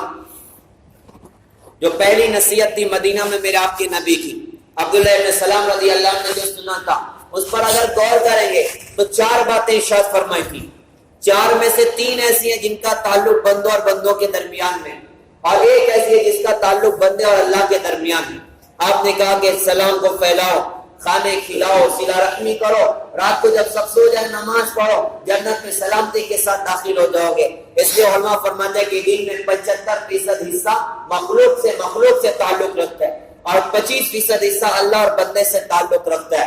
تو ہمارے نبی نے بندوں کا حق ادا کرنا سیکھا ہے، بندوں کے ساتھ اس نے سلوک کرنا سکھایا، اخلاق کا معاملہ کرنا سیکھا. اس نے بطور خاص اپنے ماں باپ کے ساتھ اچھا سلوک کرنا سیکھا، ماں باپ کے سامنے اف کرنے سے بھی منع کیا، ماں باپ کی خدمت سکھائی، ماں باپ کی دعا لینا سیکھا. ماں کتنی اعلیٰ درجے کی چیز ہے، تو نبی نے فرمایا کہ ماں کے قدم کے نیچے جنت ہے. باپ کتنی اعلیٰ درجے کی چیز ہے، تو نبی نے فرمایا کہ باپ جنت کے دروازوں میں سے ایک دروازہ ہے. ان کو راضی رکھنا سکھایا، اور خود اپنے صحابہ کو اس پر عمل کے لیے تیار کر رہے ہیں، اور اپنی ذات سے اس پر عمل کی کوششیں کر رہے ہیں. ہم تو قربان ہیں، آپ نے تو اپنی امی کو زیادہ دیکھا بھی نہیں تھا.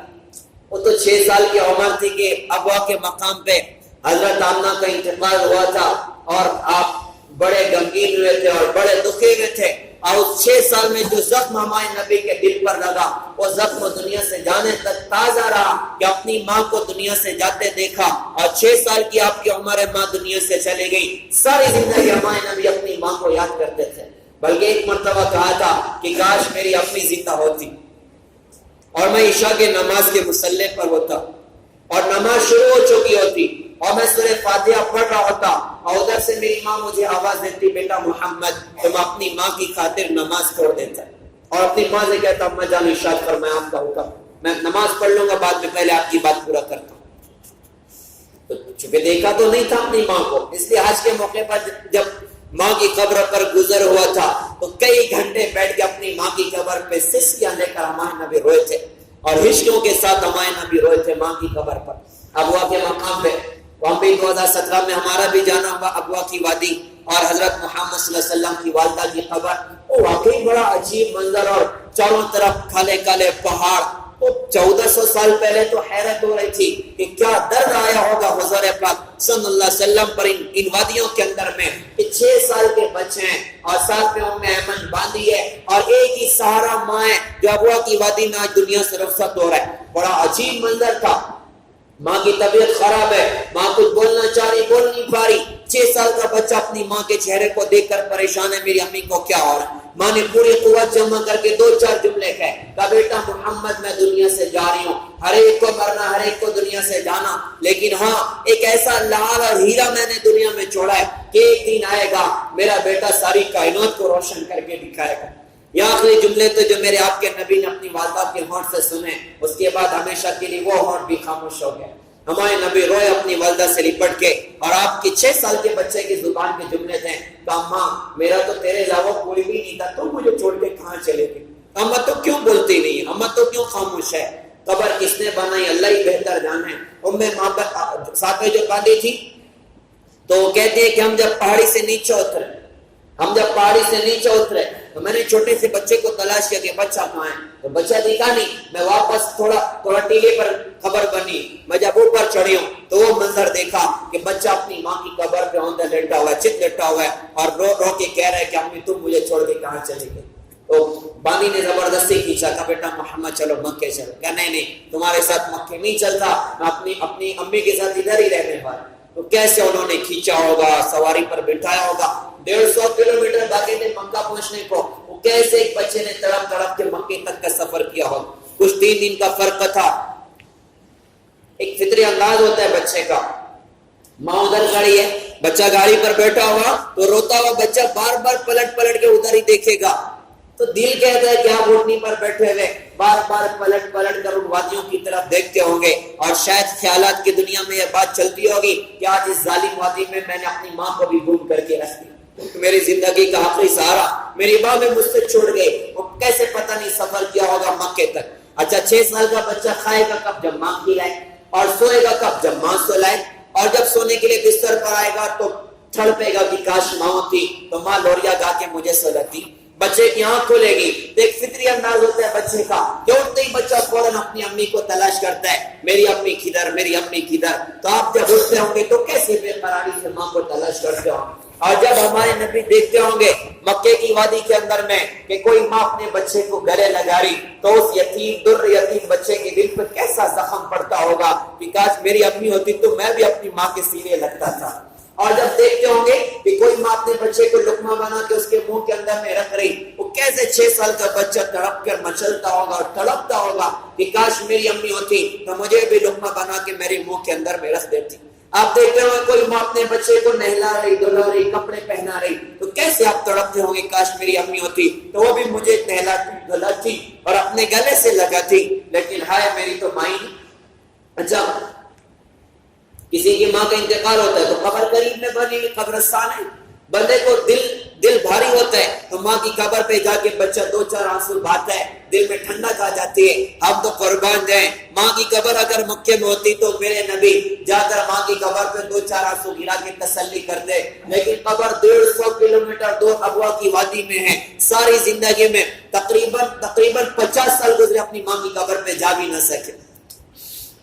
تو اس لیے کہا تھا کاش ماں زندہ ہوتی, عشاء کے نماز کے مصلی پر ہوتا اور ماں ادھر سے آواز دیتی بیٹا محمد, تو میں نماز توڑ کے ماں کے پاس چلا جاتا. ماں کا مقام بتا ہے. آپ کے پاس حضرت بلال آئے, کہا جی اللہ کے نبی, ایک صحابی علقمہ ہے, ان کی روح نکل رہی, صحابہ کلمہ پڑھا رہے ہیں, اس کو پڑھ نہیں پا رہے. حضرت بلال دوڑ کے ہمارے نبی کے پاس آئے, کہا جی اللہ کے نبی علقمہ کی روح نکلنے والی کلمہ نہیں پڑھ پا رہے.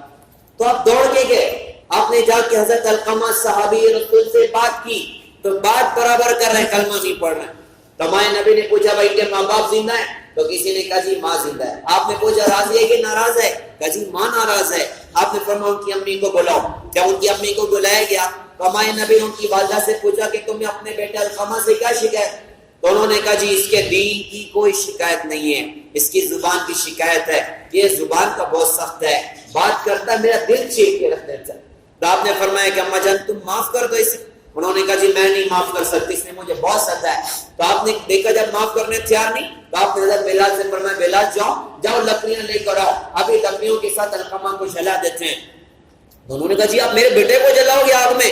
آپ نے فرمایا کہ اگر تو نے معاف نہ کیا اور یہ ایمان کے بغیر دنیا سے چلا گیا تو سیدھا جا کے جہنم کی آگ میں جلے گا. انہوں نے کہا جی میں برداشت نہیں کر سکتی, میں نے معاف کیا, ماں کی زبان سے نکلا میں نے معاف کیا اور بیٹے کی زبان سے نکلا لا الہ الا اللہ محمد رسول اللہ صلی اللہ علیہ وسلم اور روح نکل گئی. تو ماں کا اتنا بڑا درجہ ہے.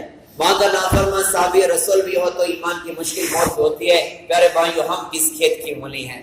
ماں باپ کے نافرمان کو اللہ پائی کا محتاج کرتا ہے اور ماں باپ کی خدمت گزار کو اللہ غنی کر کے دکھاتا ہے. تو ماں باپ ہے تو ماں باپ کی خدمت, ان کی دعائیں لینا, ان کو راضی رکھنا, ان کو خوش کرنا یہ اولاد کے ذمہ ضروری. اور اسی طرح ہر مخلوق کے ساتھ, ہر انسان کے ساتھ ہمارا سلوک اچھا. بیوی ہے تو بیوی کو محبت دینا, اس کو پیار دینا. ایک عورت اپنی زندگی میں وہ قربانی دیتی ہے جو مرد ساری زندگی نہیں دے سکتا. مرد کے ایک بول پر جی ہاں میں نے اپنے نکاح میں قبول کیا, امام صاحب کے سامنے بیٹھ کے آدمی یہی تو کہتا ہے. ان کے ایک بول پر ایک لڑکی اپنے ابا کو چھوڑتی, اپنی ماں کو چھوڑتی, اپنا گھر بار چھوڑتی, سب کچھ چھوڑ کے اس کے گھر پر آ جاتی ہے. کیا یہ لڑکی رحم کے قابل نہیں ہے؟ کیا یہ لڑکی محبت دینے کے قابل نہیں ہے؟ ہمارے نبی نے بیوی کو محبت دینا سیکھا. اللہ نے اولاد عطا فرمائی تو اپنی اولاد کی تربیت کے اصول بتائے, اولاد کو محبت دینا سکھایا, اولاد کو دین سکھانا بتایا کہ تم اپنی اولاد کو کیسے دین سکھاؤ. اپنی اولاد کو محبت دو, ان کو عزت دو اور عزت اور محبت کے ساتھ ان کی تربیت کرو. اور انسانوں کے ساتھ ہمارا تعلق کیسا؟ تو نبی نے سکھایا کہ ہر انسان کے ساتھ تعلق اخلاق والا ہونا چاہیے. ہر ایمان والا بحیثیت ایمان والا ہونے کے اللہ کی نظروں میں بہت زیادہ قیمتی ہے.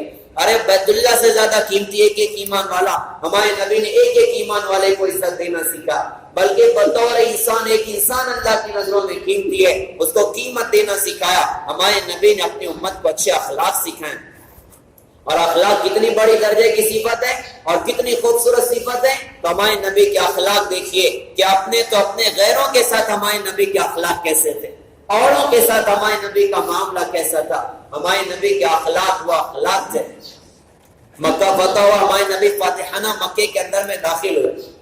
تو جب فاتحانہ کوئی بادشاہ کہیں فتح کرتا ہے تو قتل کی فضا ہوتی ہے اور خون بہانے کا ماحول ہوتا ہے. یہ مکہ کے لوگ کون ہیں؟ یہ مکہ کے لوگ ہیں جنہوں نے 21 سال تک نبی کو دکھ دیا ہے اور نبی کے صحابہ کو دکھ دیا ہے. 10 سال تو مکہ میں تڑپایا, اور پھر جب مدینہ چلے گئے تو وہاں بھی چین سے رہنے نہ دیا. آپ فاتحانہ مکے کے اندر میں داخل ہو رہے ہیں. تو ایک صحابی بڑے جوش میں تھے, انہوں نے جوش میں کہا کہ الیوم یوم الملحمہ, آج خون بہانے کا دن ہے. تو کسی نے ہمارے نبی سے کہا جی سعد بن عبادہ کہہ رہا ہے آج خون بہانے کا دن ہے. آپ نے کہا نہیں سعد غلط کہہ رہے ہیں, الیوم یوم المرحمہ, ارے آج تو رحم کرنے کا دن ہے, آج تو معاف کرنے کا دن ہے. آپ فاتحانہ مکے کے اندر میں داخل ہو رہے ہیں. جب کوئی بادشاہ کہیں فتح کرتا ہے تو سینہ تان کے فتح کرتا ہے, گویا کہ اس کا انداز ہوتا ہے کہ جو کچھ کیا میں نے کیا, اب قربان جائیں. ایک دائی کو دائی کی صفت بتائی حضرت محمد صلی اللہ علیہ وسلم نے کہ دائی کبھی نہیں کہتا کہ جو کیا میں نے کیا, دائی کہتا ہے کہ جو کیا میرے اللہ نے کیا, میں نے کچھ نہیں کیا. تو آپ فاتحہ نہ جا رہے ہیں تو کیسے جا رہے ہیں؟ تواضع کے ساتھ, قصوہ اٹھنی پر سوار ہیں. تواضع ایسی کہ آپ کی پیشانی اٹھنے کے کجاوے سے لگ رہی ہے اور آپ کی زبان پر الفاظ ہیں لا الہ الا اللہ وحدہ ونصر عبدہ حجز وعدہ وہزم الاحزاب وحدہ. تنے تنا ایک اللہ معبود ہے, اللہ نے اپنا وعدہ پورا کیا, اللہ نے اپنے بندے کی مدد فرمائی اور اکیلے اللہ نے سارے لشکروں کو شکست عطا فرمائی. اور بعض صحابہ کہتے ہیں حضور کے قریب تھے تو آپ بڑی خوبصورت آواز میں پڑھ رہے تھے انا فتحنا لک فتحا مبینا, انا فتحنا لک فتحا مبینا. فاتحانہ مکہ کے اندر میں داخلہ ہوا. ایک شخص ہمارے نبی کی سواری کے سامنے آگے آپ کا روپ دیکھ کر کانپنے لگا. تو ایسے موقع پر اور ڈرانے کی کوشش کی جاتی ہے. ہمارے نبی نے اس آدمی سے فرمایا تھا بھائی کیوں گھبراتے ہو, گھبراؤ نہیں, میں تو قریش کی اس غریب عورت کا بیٹا ہوں جو سوکھی روٹی پانی میں بھگا کر کھا لیا کرتی تھی. تو مجھے آدمی سے ڈرتا ہے, مجھ سے کیوں گھبراتے, مجھ سے کیوں ڈرتے. آپ فاتحانہ مکے کے اندر میں داخل ہوئے. جب مکے کے اندر میں داخل ہوئے, بیت اللہ کے اندر میں ان لوگوں نے بت رکھے تھے, ان کو نکال کے پھینکوایا, زمزم کے پانی سے اس کو غسل دیا اور اذانیں کہی گئی, تکبیر کی آوازیں بلند کی. پھر ہمارے نبی نے اس میں نمازیں پڑھی اور دعائیں کی. دعا کرنے کے بعد مشرکین مکہ بیت اللہ کے باہر کھڑے ہوئے تھے اور صحابہ ان کو گھیر کے کھڑے ہوئے. آپ نے یوں دروازے پر ہاتھ رکھا اور سامنے مکہ کے سارے سردار مشرکین مکہ. آپ نے کہا بتاؤ کیا خیال ہے, تمہارے ساتھ کیا کروں گا؟ تو انہوں نے کہا جی اخن کریم وابن اخین کریم, آپ کریم بھائی ہیں, کریم بھائی کے بیٹے ہیں, ہم آپ سے معافی کی امید کرتے ہیں, آپ ہمیں معاف کر دیں.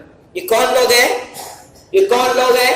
یہ وہ لوگ ہیں جن کی وجہ سے نبی کے گلے میں پھندا دے کے گھسیٹا گیا, ان کی وجہ سے نبی کے راستے میں کانٹے بچھائے گئے, ان کی وجہ سے نبی کی بیٹیوں کو طلاق پڑی, ان کی وجہ سے نبی کے مبارک چہرے پر تھوکا گیا, ان کی وجہ سے نبی پر کچرے ڈالے گئے, ان کی وجہ سے نبی کو طائف جانا پڑا اور طائف میں پتھر ہمارے نبی کے اوپر پڑے, ان کی وجہ سے مکہ چھوڑ کے مدینہ جانا پڑا, ان کی وجہ سے احد کے میدان میں نبی کے دانت شہید ہوئے, ان کی وجہ سے نبی کا ہونٹ زخمی ہوا, ان کی وجہ سے نبی کے چہرے میں کھوت کی لوہے کی کڑیاں پھنسی, ان کی وجہ سے نبی کے کاندھے پر تلوار احد کے میدان میں پڑی, ان کی وجہ سے نبی کے چچا حضرت حمزہ شہید ہوئے, ان کا کلیجہ نکال کے, یہ ابو سفیان ہے اور اس کی بیوی ہندا ہے, ہندا نے نبی کے چچا کا کلیجہ چبایا, ناک کان کاٹ کے ان کا ہار بنایا, ان کی وجہ سے مصعب بن عمیر احد کے میدان میں شہید ہوئے, ان کی وجہ سے 70 بڑے بڑے صحابہ احد کے میدان میں شہید ہوئے.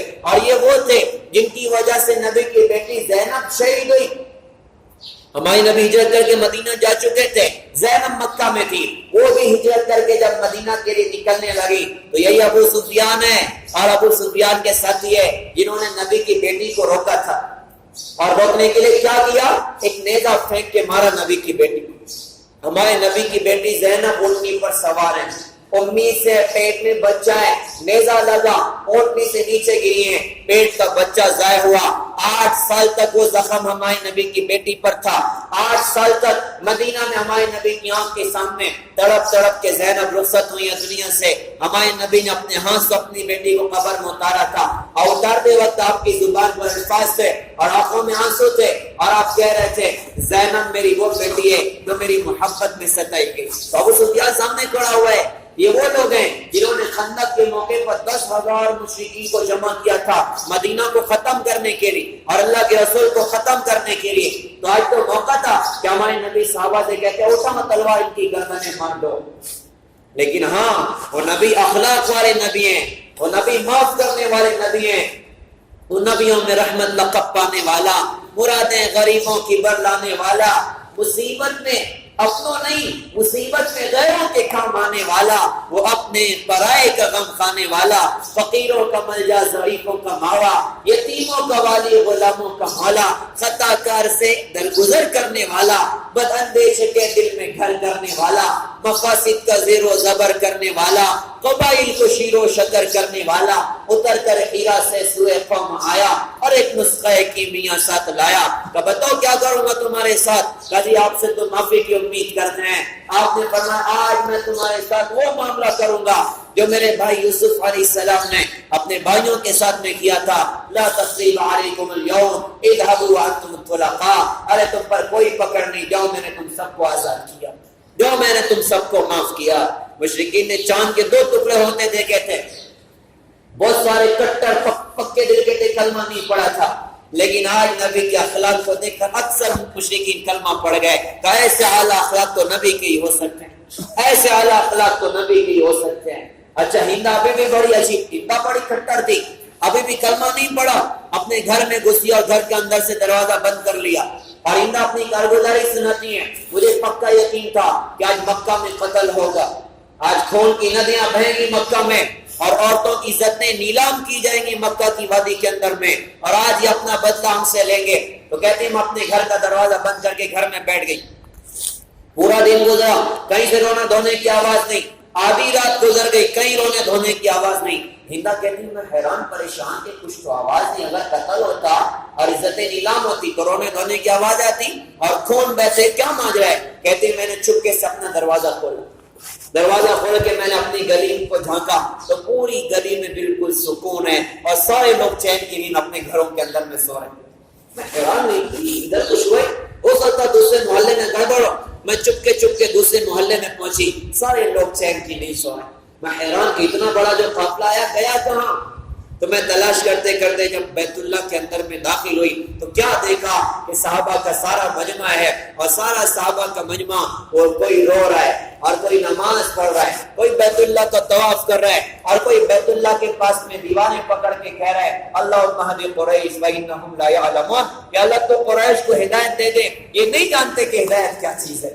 اللہ کی کان میں دعا کے الفاظ پڑھے تو رونے لگ گئی، کیسے مسلمان ہیں، ہم نے کتنا انہیں دکھ دیا، ہم نے کتنا انہیں ستایا، اور آج یہ بیت اللہ میں پہنچ کے ہمارے واسطے دعا کر رہے ہیں یا اللہ تو قریش کو ہدایت دے دیں، یہ نہیں جانتے کہ ہدایت کیا چیز ہے۔ کلمہ پڑھ گئی اشہدو ان لا الہ الا اللہ واشہدو ان محمد رسول اللہ۔ تو ہمارے نبی کے اخلاق ایسے پتھر دل لوگوں نے ہمارے نبی کے اخلاق کو دیکھ کر کلمہ پڑھ لی۔ موقع بتا ہوا تو ابو لہب کو تو سارے لوگ جانتے ہیں بھائی، پہلا پتھر نبی پر چلانے والا اگر کوئی ہے تو ابو لہب ہے، ہمارے نبی کا چچا، کتنا کٹر دشمن ہے اسلام کا۔ مکہ فتح ہوا تو اس کے 2 لڑکے مکہ میں اس وقت موجود تھے، زندہ تھے، ان کا نام تھا، ایک کا نام تھا عتبہ اور دوسرے کا نام تھا معتب، یہ 2 زندہ تھے مکہ میں۔ تو آپ نے حضرت عباس سے فرمایا کہ تمہارے بھتیجے نظر نہیں آتے، کہاں ہیں؟ جی آپ کہیں تو لاؤ، ہاں ضرور لاؤ۔ وہ تلاش کرنے نکلے، گھر پر گئے، پوچھا کہاں ہیں دونوں بچے؟ کہا جی دونوں کو ڈر ہے کہ ان کی گردن ماری جائے گی، وہ بھاگ گئے عرفات کے میدان کی طرف۔ حضرت عباس تلاش کرنے کے لیے نکلے، ان کو دونوں کو پکڑ کے ہمارے نبی کے سامنے مکہ میں پیش کیا بیت اللہ۔ جب دونوں لائے گئے تو وہ دونوں سمجھ رہے تھے کہ ہماری گردن مارنے والے ہیں، کیونکہ ہم نے ان کو بہت دکھ دیے ہیں، ہم نے ان کو بہت تکلیف دی ہے۔ ابو لہب کے 2 بچے تھے جو اس وقت میں ہمارے نبی کی 2 بیٹیوں کو طلاق دیا تھا، تو انہیں لگ رہا تھا گردن ماریں گے، لیکن جب لائے گئے تو ہمارے نبی نے دونوں کو دیکھا، دونوں کا ہاتھ پکڑا ہاتھ پکڑ کے سامنے اللہ کا گھر بیت اللہ تھا، بیت اللہ پر گئے، ملتزم پر گئے اور ملتزم سے چمٹ کر دعا کر رہے ہیں، یا اللہ ابو لہب کو میرے ہاتھ سے چھوٹ گیا، میں تجھ سے دعا کرتا ہوں کہ تو ابو لہب کے ان دونوں بچوں کو ہدایت دے۔ یہ دائی کا سینہ ہوتا ہے کہ دائی تنگ دل نہیں ہوتا، دائی کا دل سمندر کی طرح ہوتا ہے، وہ اپنے دشمن کے لیے بھی اللہ کی بارگاہ میں دعا کر رہا ہوتا ہے، اور دشمن کی اولاد کے لیے بھی اللہ کے دربار میں دعا کرتا ہے۔ اس کے دل میں تو ہر ایک کے لیے جذبہ ہوتا ہے کہ اللہ اس کو بھی ہدایت دے، جنت تک پہنچ جائے۔ ابو لہب کے بارے میں بچوں کی دعا رہی کہ اللہ ان کا باپ کو چھوڑ گیا تو ان کے بچوں کو ہدایت دے دیں، تو کافی دیر دعا کرنے کے بعد واپس لوٹے تو چہرے پر خوشی تھی۔ حضرت عباس نے پوچھا کہ اللہ کے نبی کیا بات ہے، بہت خوش نظر آ رہے ہیں۔ آپ نے کہا کہ میں نے ان دونوں کی ہدایت کی دعا کی، اللہ نے ان دونوں کی ہدایت کے فیصلے کرنے۔ ان دونوں نے سنا تو ان کی آنکھ میں آنسو آ گئے اور رو کر کھڑے ہو کر کلمہ پڑھا، اشہد ان لا الہ الا اللہ وانک محمد رسول اللہ۔ یہ نبی کے پاکیزہ اخلاق ہیں۔ مکہ فتح ہوا تو صفوان بن امیہ، انہوں نے کلمہ نہیں پڑھا، یہ سب ہو کر بھی کلمہ نہیں پڑھا، بڑے پکے تھے، کلمہ نہیں پڑھا۔ تو ہمارے نبی نے اسے، ان کے ایک دوست تھے عمیر بن وہاب رضی اللہ، وہ ان کو تلاش کرنے کے لیے نکلے اور ان کو لے کر آئے کہ بھائی اللہ کے نبی نے تمہیں 2 مہینے کا ویزا دیا، چھٹی دی ہے، تم ٹھیک ابھی کلمہ مت پڑھو، 2 مہینہ ہماری زندگی دیکھو، سمجھنا ہے تو کلمہ پڑھ لینا۔ اب وہ ڈرتے ڈرتے آئے ہمارے نبی کے سامنے اور نماز چالو تھی۔ جیسے ہی نماز ختم ہوئی تو حضرت صفوان نے کہا جی یہ عمیر نے کہا ہے کہ آپ نے مجھے 2 مہینے کا موقع دیا ہوا ہے۔ تو ہمارے نبی نے فرمایا کہ عمیر نے تو 2 مہینہ کا، میں 4 مہینے کی چھٹی دیتا ہوں، 4 مہینہ ہمارے ساتھ رہو، ہماری زندگی دیکھو، سمجھ میں تو اسلام قبول کر لینا۔ ہمارے نبی کے ساتھ ہو گیا۔ تو حنین جانا تھا تو ہمارے نبی نے ان سے بہت سارے ہتھیار ان سے مستعار لی، تو انہوں نے دیا بھی، اور پھر چلے ہمارے نبی ان کو لے کر۔ راستے میں ہمارے نبی کے جو اخلاق ان کے ساتھ رہے، جو معاملات ان کے ساتھ، حنین فتح ہوا تو ایک بڑا جنگل جانوروں سے بھرا، اونٹ ہیں اور گھوڑے ہیں اور بکریاں اور مال ہے، وہ سارا بھرا ہوا۔ تو صفوان بن امیہ تو تاجر آدمی تھے اور مالدار آدمی تھے، یہ سارا جو وادی کو دیکھ رہے ہیں بڑی حیرت بڑی نظروں کے ساتھ اور بڑی عش کر رہے ہیں۔ ہمارے نبی کا گزر ہوا، آپ نے دیکھا کہ صفوان آنکھیں پھاڑ کے سارا مال دیکھ رہا ہے، تو آپ تو، ہمارے نبی تو بڑی شان والے تھے، آپ نے انداز دیکھ کے محسوس کر لیا کہ اس کے دل میں مال کی محبت ہے، اور بڑے جو ہے بڑی اس کے ساتھ میں جو ہے اس مال کو دیکھ رہا ہے بڑی حرص کے ساتھ میں۔ تو آپ نے پوچھا صفوان تمہیں یہ وادی اور مال پسند ہے، کیا دیکھ رہے ہو؟ کہ جی میں دیکھ رہا ہوں کہ آپ کو کتنا وادی آپ کے پاس میں اور کتنا قیمتی مال آپ کے پاس میں اور کتنے اونٹ ہیں اور بکریاں اور گھوڑے ہیں۔ آپ نے پوچھا صفوان تجھے پسند ہے؟ کہا جی حضرت مال کس کو پسند نہیں رہے گا۔ تو آپ نے فرمایا کہ صفوان یہ جتنی بڑی وادی ہے اور جو کچھ اس وادی کے اندر میں سارا کا سارا تجھے گفٹ کرتا ہوں۔ صفوان بن امیہ کی آنکھوں میں آنسو آ گئے اور کھڑے کھڑے کلمہ پڑھا، اشہد ان لا الہ الا اللہ وانک محمد رسول اللہ۔ کا اتنی بڑی سخاوت تو نبی کر سکتا ہے، نبی کے علاوہ کوئی نہیں کر سکتا۔ راستے میں چلے، اذان پر نماز کا وقت، حضرت بلال اذان دے، مشرکین کچھ موجود ہے، نوجوان لڑکے شور کر رہے ہیں۔ تو اذان ختم ہوئی تو ہمارے نبی نے کہا کون تھے جو شور کر رہے؟ صحابہ نے کہا کہ کچھ غیر ایمان والے لڑکے ہیں، وہ لڑائی بھگاڑے والے چھوڑ دے جانے تھے انہیں۔ آپ نے کہا سب کو لا، وہ پکڑ دکڑ کے صحابہ ان کو لے کر جب آئے تو ہمارے نبی نے کہا تم کیوں شور کرتے تھے؟ کہا جی ہم بلال کا مذاق اڑا رہے تھے، یہ بلال کو مارتے تھے اور ٹھونکتے تھے، آج اتنا اونچا ہو گیا کہ نبی کا مؤذن بن گیا، ہم اس کا مذاق اڑا رہے تھے۔ آپ نے کہا کوئی بات نہیں، چلو بتاؤ، ایک لڑکا تم میں ایسا تھا جس کی آواز سب سے زیادہ تیز تھی؟ تو سب نے اشارہ کیا اس گینگ کے صدر کی طرف، ابو محذورہ کی طرف۔ یہ ابو محذورہ بڑے خطرناک لوگوں میں شمار ہوتے تھے مکہ کے اندر۔ ابو محذورہ سامنے، اپنے کا بیٹا قریب ہو، قریب کیا، قریب کرنے کے بعد کہا چل ٹھیک ہے ایک بار واپس مجھے اذان سنا۔ تو انہوں نے کہا جی مجھے اذان آتی نہیں۔ کہا ٹھیک ہے تجھے میں اذان سکھاتا ہوں۔ اللہ کے نبی غیر ایمان والے کو اذان سکھا۔ آپ نے کہا بیٹا کہو اللہ اکبر اللہ اکبر۔ تو ڈرتے ڈرتے کہتے کہ جی اللہ اکبر، اب بھائی زور سے کہو، جی اللہ اکبر اللہ اکبر۔ پوری اذان ہمارے نبی نے سکھائی۔ اذان کے بعد اقامت سکھائی، اقامت کا آخر لفظ ہے لا الہ الا اللہ۔ آپ نے کہا بیٹا کہو لا الہ الا اللہ۔ ابو محذورہ نے کہا جی لا الہ الا اللہ، ان کی زبان سے کلمہ نکلا۔ ہمارے نبی نے سر پر ہاتھ رکھ دیا اور نظروں کو آسمان کی طرف اٹھایا اور گویا کہ اللہ پاک سے کہہ رہے ہیں کل اس کی زبان میں کلمہ تو میں نے جاری کر دیا، اس کے دل میں اتارنا میرا کام نہیں تیرا کام ہے، یا اللہ تو اس نوجوان کو ہدایت دے۔ ابو محذورہ کہتے ہیں میری آنکھوں میں آنسو آ گئے، میں رونے لگا کہ یہ نبی کے اخلاق ہیں۔ میں نے وہی کلمہ پڑھا اور اسلام قبول کر لیا۔ کلمہ پڑھنے کے بعد میں نے کہا حضرت آپ سے ایک درخواست کرنا چاہتا ہوں، کہ بیٹا بتاؤ تمہیں کیا چاہیے؟ تو میں کہا جی میں چاہتا ہوں کہ بلال تو مدینہ کے مؤذن ہو جائیں، آپ مجھے مکہ کا مؤذن بنا دیں۔ تو ہمارے نبی نے کھڑے ہو کر اعلان کیا، بھائی سن لو، بلال تو مدینہ کے مؤذن ہوں گے اور ابو معذورہ مکے کے مؤذن ہوں گے۔ جب میرے بھائیوں دائی اخلاق کے ساتھ دعوت دے گا نا تو اسلام کے کٹر دشمن کو بھی اللہ ہدایت دے گا، اور ہدایت دے کے دین کے بڑے کام اللہ پاک ان سے لے کے دکھائے۔ تو کتنا بڑا کام لیا، مکہ کے سب سے پہلے مؤذن ابو معذورہ رضی اللہ تعالیٰ عنہ بن گئے۔ اکثر اذان دنیا سے جانے تک ان کے اسی میں مکہ کی، ان کے بال لمبے لمبے ہو گئے، بچے ان کے پاس جمع ہوتے کبھی کچھ حدیث سنا ہے تو کہا بھائی حدیث تو اور صحابہ سے سنو، پھر اپنا واقعہ سناتے تھے اخلاق والا نبی کا کہ میں نے یہ کیا، میرے نبی نے میرے ساتھ یہ کیا۔ کسی شاگرد نے کہا آپ کے بال اتنے لمبے ہو گئے، آپ بال نہیں اترتے؟ آدمی حج کرے گا عمرہ کرے گا، حج عمرہ نہیں کرتے، مکہ میں رہتے ہو، آدمی حج عمرہ کرے گا تو حلق کروائے گا، بال کرے گا، آپ کے بال اتنے لمبے ہو چکے؟ تو کہتے بیٹا میں حج بھی ہر سال کرتا ہوں، عمرہ بھی خوب کرتا ہوں، لیکن بال نہیں اترتے، حلق نہیں کرواتا۔ کہا جی کیوں نہیں کرواتے؟ تو کہتے کہ جن بالوں پر میرے نبی کا ہاتھ پڑا تو بھلا ابو معذورہ کی کیا یہ مجال ہے کہ ابو معذورہ ان بالوں کو کاٹ دے؟ میں نہیں کاٹ سکتا۔ اور میرے نبی نے میرے سر کے بالوں پر ہاتھ رکھا تھا، میرے نبی کے ہاتھ کی خوشبو آج تک میرے بالوں سے آتی، اور میں تو فقیر ہوں، کچھ بھی میرے پاس نہیں ہے۔ میں اللہ کی بارگاہ میں جاؤں گا نا، اللہ مجھ سے پوچھے گا ابو معذورہ کیا لایا؟ اللہ سے کہوں گا اللہ کچھ بھی نہیں، بس تیرے نبی نے جن بالوں پر ہاتھ لگایا تھا نا وہ بال میں تیری بارگاہ کے اندر میں لے کے آیا ہوں، تو اسی کی برکت سے مجھے معاف کر دے۔ میرے پیارے بھائیوں، یہ میرے آپ کے نبی کے اخلاق ہیں کہ کتنے لوگ ہمارے نبی کے اخلاق کو دیکھ کر کلمہ پڑھ گئے۔ اس لیے ہم بھی ہر انسان کو عزت دیں، ہر ایمان، کسی کو بھی حقیر نہ سمجھیں، کسی کو بھی حقیر نہ سمجھیں، شرابی و حقیر نہ سمجھیں، کوئی ایمان والا نہیں حقیر نہ سمجھے، کیا پتہ اللہ اس کو ایمان دے کے بہت آگے اللہ پاک اس کو بڑھا دے۔ ہر ایک کو عزت دینا، محبت دینا، یہ ہمارے دین کی تعلیم ہے، اور یہ ہماری تبلیغ کے اصولوں میں ہے کہ ہم تبلیغ کریں، کیسے کریں؟ محبت کے ساتھ، نرمی کے ساتھ۔ تبلیغ ڈنڈوں سے نہیں ہوتی، تبلیغ غصے سے نہیں ہوتی، تبلیغ تو پیار سے ہوتی ہے، تبلیغ تو محبت سے ہوتی ہے۔ ارے ہم قربان ہیں اپنے نبی کی تبلیغ کے، شاید تبلیغ کی میرے آپ کے نبی حضرت محمد صلی اللہ علیہ وسلم کی، آپ کی تبلیغ کا ایک انداز دیکھیے۔ ہمارے نبی کی ایک پہلوان سے ملاقات ہوئی، روکانا اس کا نام، وہ عرب کا 1000 کے برابر شمار ہوتا تھا یہ پہلوان، لوگ کہتے تھے 1000 کو اکیلا گرا سکتا ہے، اور ایسا بھاری بھرکم روکانا پہلوان۔ کتابوں میں لکھا، علماء نے لکھا کہ اونٹ کا چمڑا نکال لو اور چمڑے کے بیچ میں روکانوں کو کھڑا کر دو، اور پھر چمڑا کو کھینچو تو کھال پھٹ جائے گی، اس روکان اپنی جگہ سے نہیں ہٹے گا، اور جب آواز لگاتے تو کئی کلومیٹر تک ان کی آواز پہنچتی تھی۔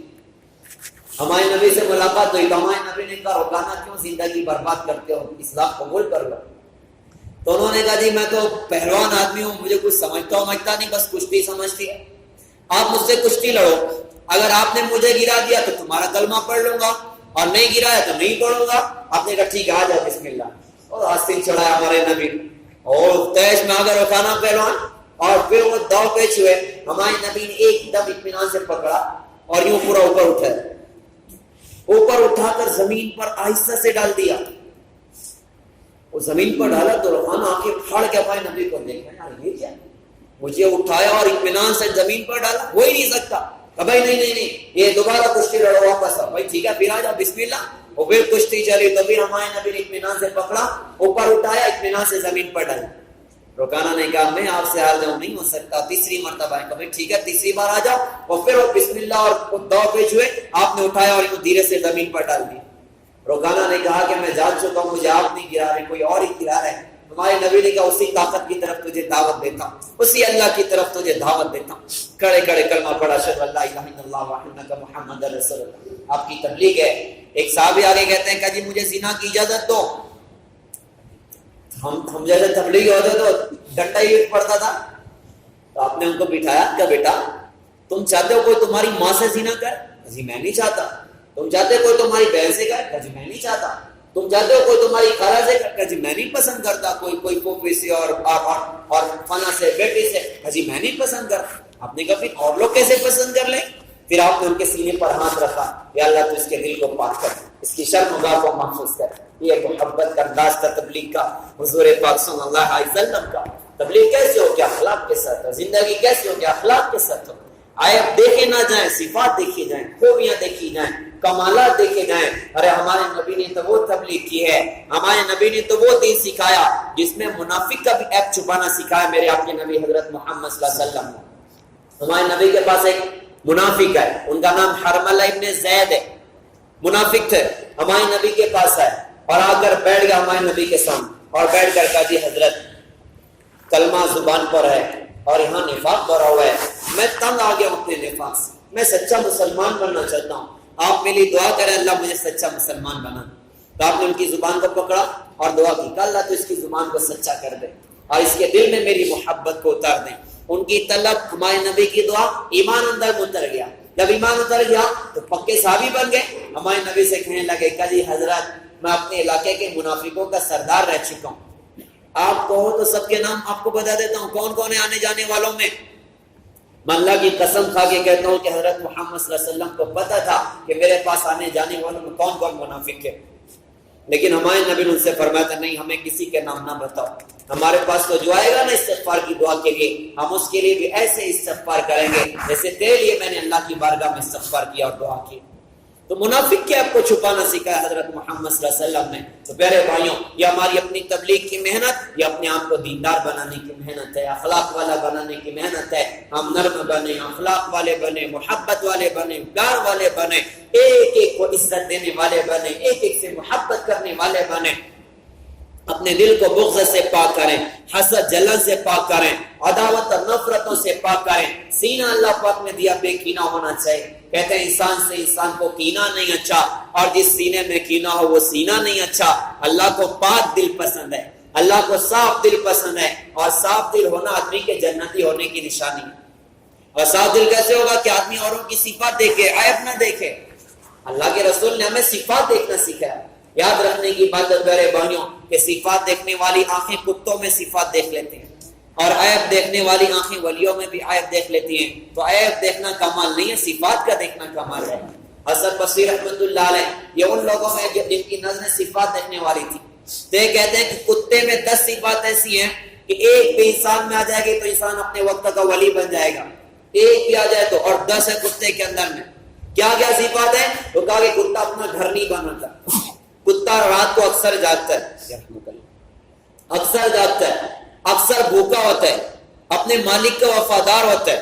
مالک ڈنڈے سے مار کے بھگائے اور واپس بلائے تو یہ نہیں کہتا کہ I am some thing special, میرے کو ڈنڈے سے مارا میں کیوں تیرے پاس آؤں. تو دوڑ کے آئے گا کہ مالک میں نے تیری روٹی کھائی ہے, تیرے ڈنڈے کھا کے بھی تیری اطاعت کرنے والا.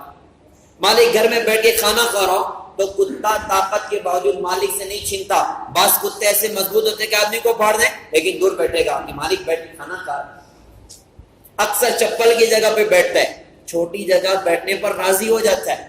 کوئی اور کتا اس پر طاقت کی وجہ سے گالی بائے تو اپنی جگہ چھوڑ کے کہیں اور چلا جاتا ہے. اور آخری بات یہ کہ جب مرتا ہے تو اس کی کوئی پراپرٹی اور میراث نہیں ہوتی. تو صفات دیکھنے والے تو کتوں میں صفات دیکھ لیتے ہیں, اور عیب دیکھنے والے تو ولیوں میں عیب دیکھ لیتے ہیں. ہمارے نبی نے ہمیں صفات دیکھنا سکھایا, خوبی دیکھنا سکھایا. ہر ایمان والا پیارے بھائیوں خوبیوں کا ایک گلدستہ ہے. اور یہ بات اور ہے کہ کانٹوں کے ساتھ پھولوں کے ساتھ کہیں کہیں کانٹے بھی ہو جاتے ہیں. تو ہم کو خوبیوں پر نظر رکھنے والے بن, صفات پر نظر رکھنے والے بنے. اللہ ہم سب کو صفات والا بنائے گا. اور پھر یہ ہمارے نبی کا دین ہماری اپنی ذات میں زندہ ہو, اور سارے عالم کے اندر میں ہمارے نبی کی پاکیزہ زندگی زندہ ہو. اللہ کا فضل ہے, اللہ کا فضل ہے. اللہ پاک نے ہمیں حضرت محمد صلی اللہ علیہ وسلم کی امت میں رکھا, اور حضرت محمد صلی اللہ علیہ وسلم کو اللہ نے خاتم النبیین بنایا. آپ دنیا میں آئے, آپ آخری نبی بن کے دنیا میں, اور قیامت کی صبح تک پیدا ہونے والا انسان وہ میرے آپ کے نبی حضرت محمد صلی اللہ علیہ وسلم کی امت کے اندر میں داخل ہے. قیامت تک آنے والا انسان ہمارے نبی کا امت ہی. اب آپ کو قیامت تک کا نبی اللہ نے بنایا تو ہونا تو چاہیے تھا کہ قیامت تک کی زندگی بھی دے دیتا. جب ذمہ داری قیامت تک کی ہے تو قیامت تک کی زندگی ہو, اور 7 بار اعظم کی ذمہ داری ہے تو کوئی بہترین سواری ہو جائے. تو ہمارے نبی کی عمر دیکھے تو بہت کم, اور سواری دیکھے تو گدھے پر سواری کی, اور خچر پر سواری کی, اور اونٹ اور اونٹنیوں پر سواری کی. ساری زندگی کا سب سے لمبا سفر ملک شام کا, اس سے بڑا سفر کوئی. معراج کا سفر ایک الگ ہے, لیکن اگر سفر دیکھے تو سب سے لمبا شام کا, اور 7 بر اعظم کی ذمہ داری. تو کوئی سواری بھی معقول نہیں, اور عمر بھی ملی ہے 23 سال. 23 سال 5156 دن پوری دنیا میں اللہ کا دین زندہ کرنے کے. تو بھائی اللہ نے ایسا کیوں کیا؟ ایسا اس کے لیے ہوا کہ اپنے نبی کے بعد اللہ پاک نے اپنے نبی کی امت کو دین اور دین کی محنت کا ذمہ دار بنا دیا کہ اب تمہارے ذمے ہے ہمارے نبی کے کلمے کو عالم تک پہنچانا، ہمارے نبی کے دین کو عالم تک پہنچانا۔ تو اللہ کا فضل، ہمارے نبی حضرت محمد صلی اللہ علیہ وسلم نے اپنی امت کو دین کے ساتھ دین کی محنت کی بھی درس دیا اور دین کی محنت کے فضائل بتائے، بلکہ ایسی خوبصورت دعا دے گئے۔ آپ نے فرمایا کہ اللہ اس کو شاد آباد کرے، کہ ہماری بات کو سنے، اس کو یاد رکھے، اس کو سینے سے لگائے اور آگے تک پہنچائے، اللہ اس کو شاد آباد کر دے۔ دعا ہے نبی حضور پاک صلی اللہ علیہ وسلم کی۔ اور اپنے صحابہ کو آپ نے دین کی محنت کا درس دیا اور قربانیوں کا درس دیا اور قربانیوں پر ابھارا اور صراحت کے ساتھ میں اپنا پیغام آگے پہنچانے کے لیے متوجہ کیا۔ حج کے موقع پر 1.25 لاکھ صحابہ کا مجمع نبی کے ساتھ میں، اور ہمارے نبی کو انداز ہو چکا ہے کہ اب دنیا سے جانے کا وقت قریب آ گیا، تو آپ نے اپنے صحابہ میں بیان کیا اور اس بیان کے اندر میں پوچھا الا هل بلغت، کیا میں نے تم تک دین پہنچا دیا؟ اور 1.25 لاکھ صحابہ کی زبان کے جملے قد بلغت الرسالہ وادیت الامانہ ونصحت الامہ، آپ نے رسالت کا حق ادا کر دیا، ہمارے ساتھ خیر خواہی کا معاملہ کیا، ہماری ہر خیر آپ ہمیں دے کر جانا ہے۔ اس وقت ہمارے نبی نے اللہ کو گواہ بنایا، اللہم اشہد اللہم اشہد اللہم اشہد علی ھذا، یا اللہ تو گواہ ہو جا۔ اور پھر آپ نے صحابہ میں فرمایا الا فلیبلغ الشاہد الغائب، سن لو جو یہاں پر حاضر ہیں وہ غائبین تک میرے دین کے پیغام کو پہنچا دیں۔ مفتی شفیع صاحب رحمۃ اللہ علیہ نے معارف القرآن میں لکھا ہے کہ غائبین سے مراد وہ لوگ بھی تھے جو اس وقت دنیا میں زندہ تھے لیکن وہاں موجود نہیں تھے، اور غائبین سے مراد وہ لوگ بھی تھے جو قیامت تک آنے والے ہیں، کہ قیامت تک آنے والی انسانوں تک ہمارے دین کے پیغام کو پہنچا دیں۔ اللہ صحابہ کو جزا دے، انہوں نے اپنی زندگیاں کھپا دی اللہ کے دین کے لیے اور اللہ کے دین کو لے کر پھیلے۔ صحابہ کی سب سے بڑی قربانی تھی حضرت محمد صلی اللہ علیہ وسلم کی ذات اقدس کو مدینہ میں چھوڑ کر اللہ کے راستے کے اندر میں نکلنا، سب سے بڑی ان کی قربانی۔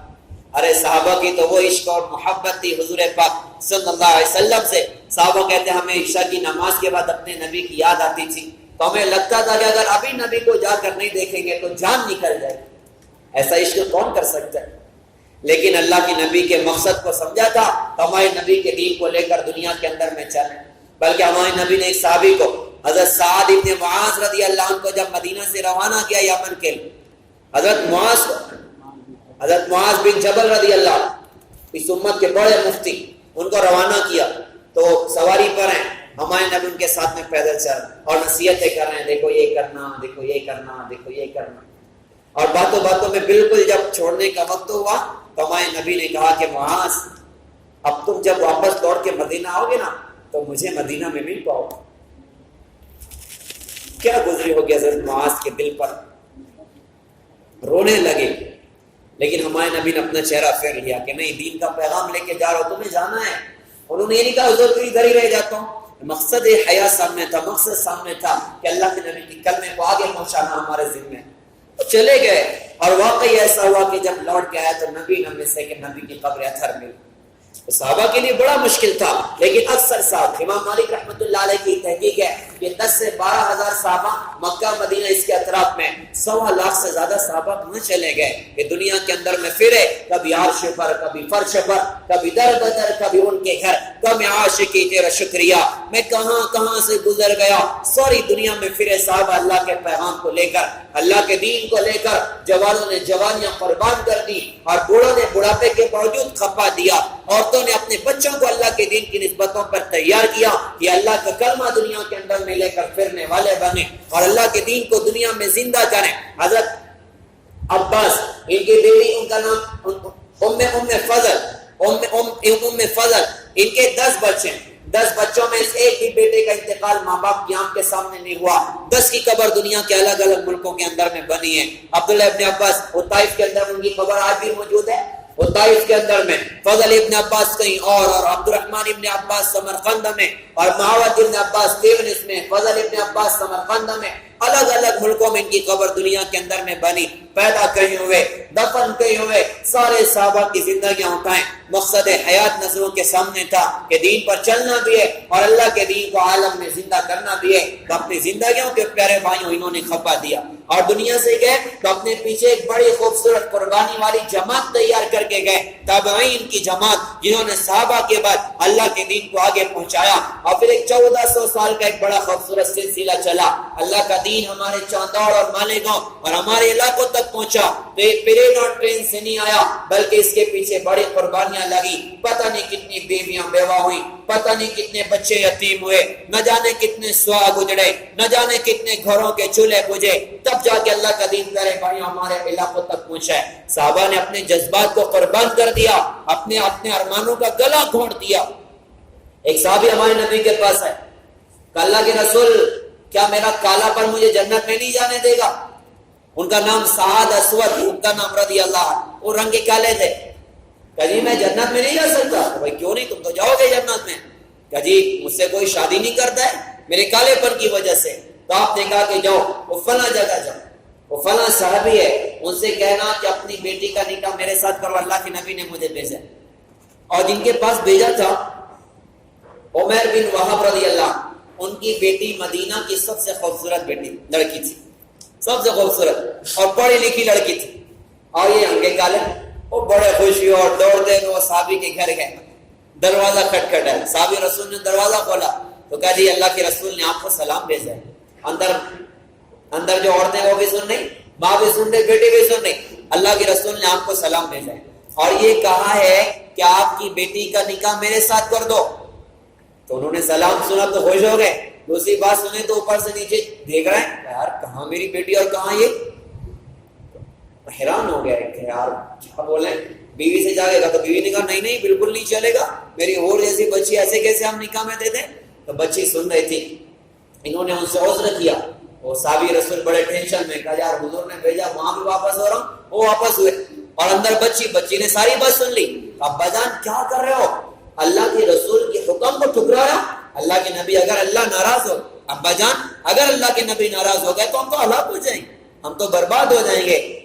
میرے ابا جان اس رشتے کے لیے میں بھی تیار ہوں، یہ مت دیکھو کہ آنے والا کون ہے، یہ دیکھو کہ بھیجنے والا کون ہے۔ ٹھیک آنے والے کا رنگ کالا ہے لیکن بھیجنے والا تو بڑی شان والا ہے، تو ابا جان اس رشتے کے لیے میں تیار۔ وہ صحابی رسول فوراً پیچھے سے دوڑ، اب یہ صحابی حضرت ساتھ تو پہنچ چکے تھے حضور کے پاس، انہوں نے تو انکار کر دیا۔ اب جیسے یہ والد صاحب پہنچے تو ہمارے نبی نے کہا تو نہیں اللہ کے نبی کے حکموں کو ٹھکرا دیا؟ کہ جی معاف فرمائے حضرت غلطی ہو گئی، ہم اس نکاح کے لیے تیار۔ تو فوراً نکاح ہوا، 400 مہر طے ہوئے۔ تو حضرت سعد نے کہا جی حضرت فقیر آدمی ایک درہم میں 400 کدھر سے لاؤں؟ تو آپ نے کہا ایک کام کرو، جاؤ حضرت عثمان کے پاس، عبد الرحمن بن عوف کے پاس، ان سے کہو کہ اللہ کے نبی نے مجھے بھیجا ہے، میرا نکاح ہوا، مجھے پیسے دو ہدیے۔ اب یہ پہنچے صاحب تو انہوں نے خوش ہو گئے، بہت سارے پیسے دیے، 1000 کے اوپر بھائی پیسے جمع ہو۔ اب 400 سے تو انہوں نے مہر کا رقم ادا کر دیا اور جو 600 بچے تو اب سوچا کہ چلو ایک گھر بنا لیتے ہیں۔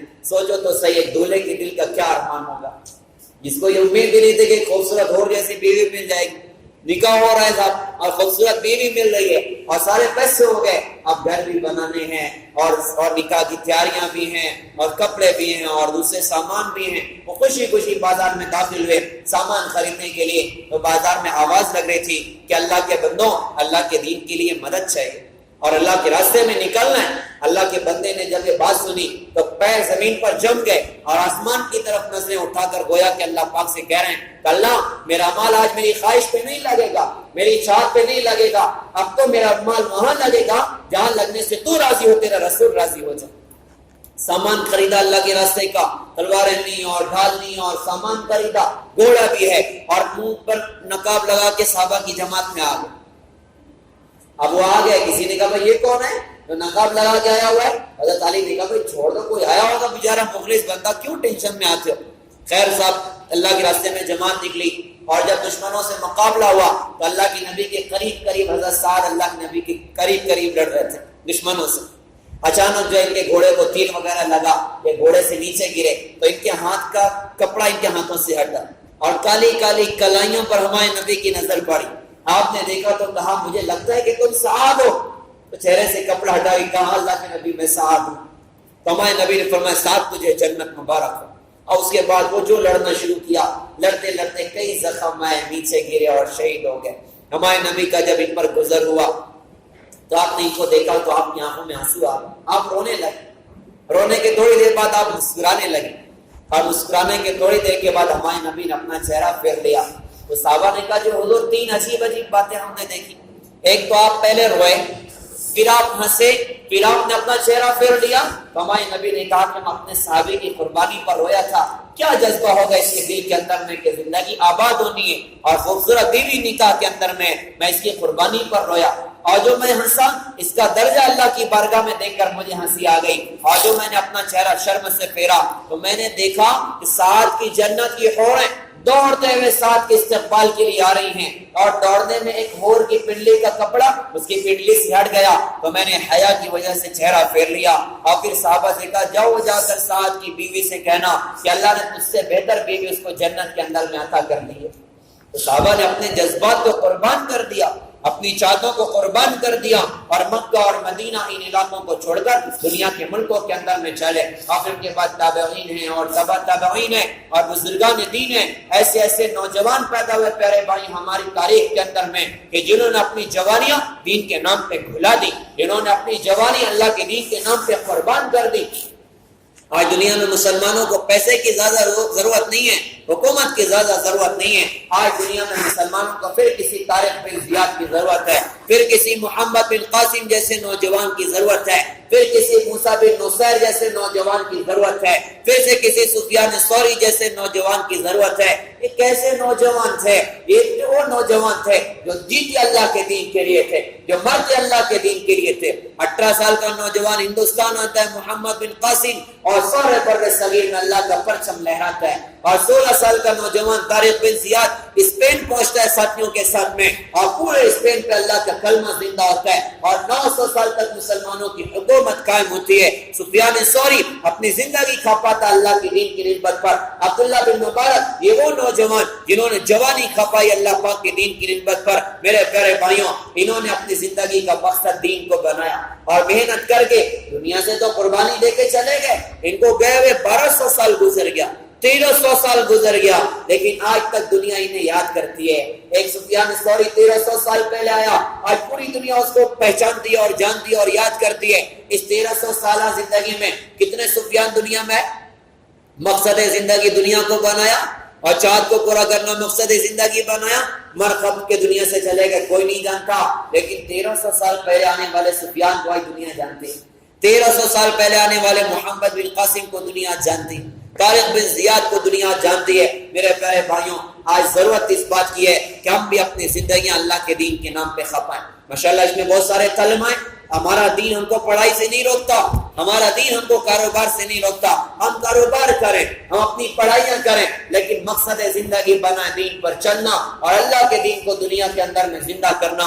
میری زندگی کا مقصد تیرے دین کی سرفرازی، میں اسی لیے مسلمان، میں اسی لیے نمازی کہ اللہ کا دین دنیا کے اندر میں زندہ ہو جائے، اللہ کا کلمہ دنیا کے اندر میں زندہ ہو جائے۔ تو اپنی پڑھائیاں 1 نمبر کر، ٹاپ پہ رہیں، اپنے کاروبار اچھے طریقے سے کریں۔ کمائی کو اسلام نے منع نہیں کیا، لیکن کیسے کمائیں کہ دین کے ساتھ کمائیں، کیسے کمائیں کہ دین کی محنت بھی ہماری اپنی زندگیوں کا حصہ ہو۔ اللہ نے جان دیا، اللہ نے مال دیا، اللہ نے وقت دیا، ایک دن آئے گا کہ جان بھی ختم ہوگا، یہ مال بھی ختم ہوگا، یہ وقت بھی ختم ہوگا، یہ بدن ہمارے ساتھ نہ ہوگا، اور یہ روح کہیں اور ہوگی، بدن کہیں اور ہوگا، دنیا کہیں اور ہوگی، ہم زمین کے اندر میں پڑے ہوں گے۔ یہ ساری چیزیں پیارے بھائیوں ختم ہو جانی، اس لیے جب تک کہ جان میں جان ہے ہم اللہ کے دین پر چلنے والے بنے، ہم اللہ کے دین کی محنت کرنے والے بنے۔ لوگ کہتے ہیں ہمیں چھٹی نہیں ہے، ہم کہتے ہیں دیکھو جو کرنا ہے کر لو، موت تک چھٹی ہے، موت کے بعد چھٹی نہیں ہے۔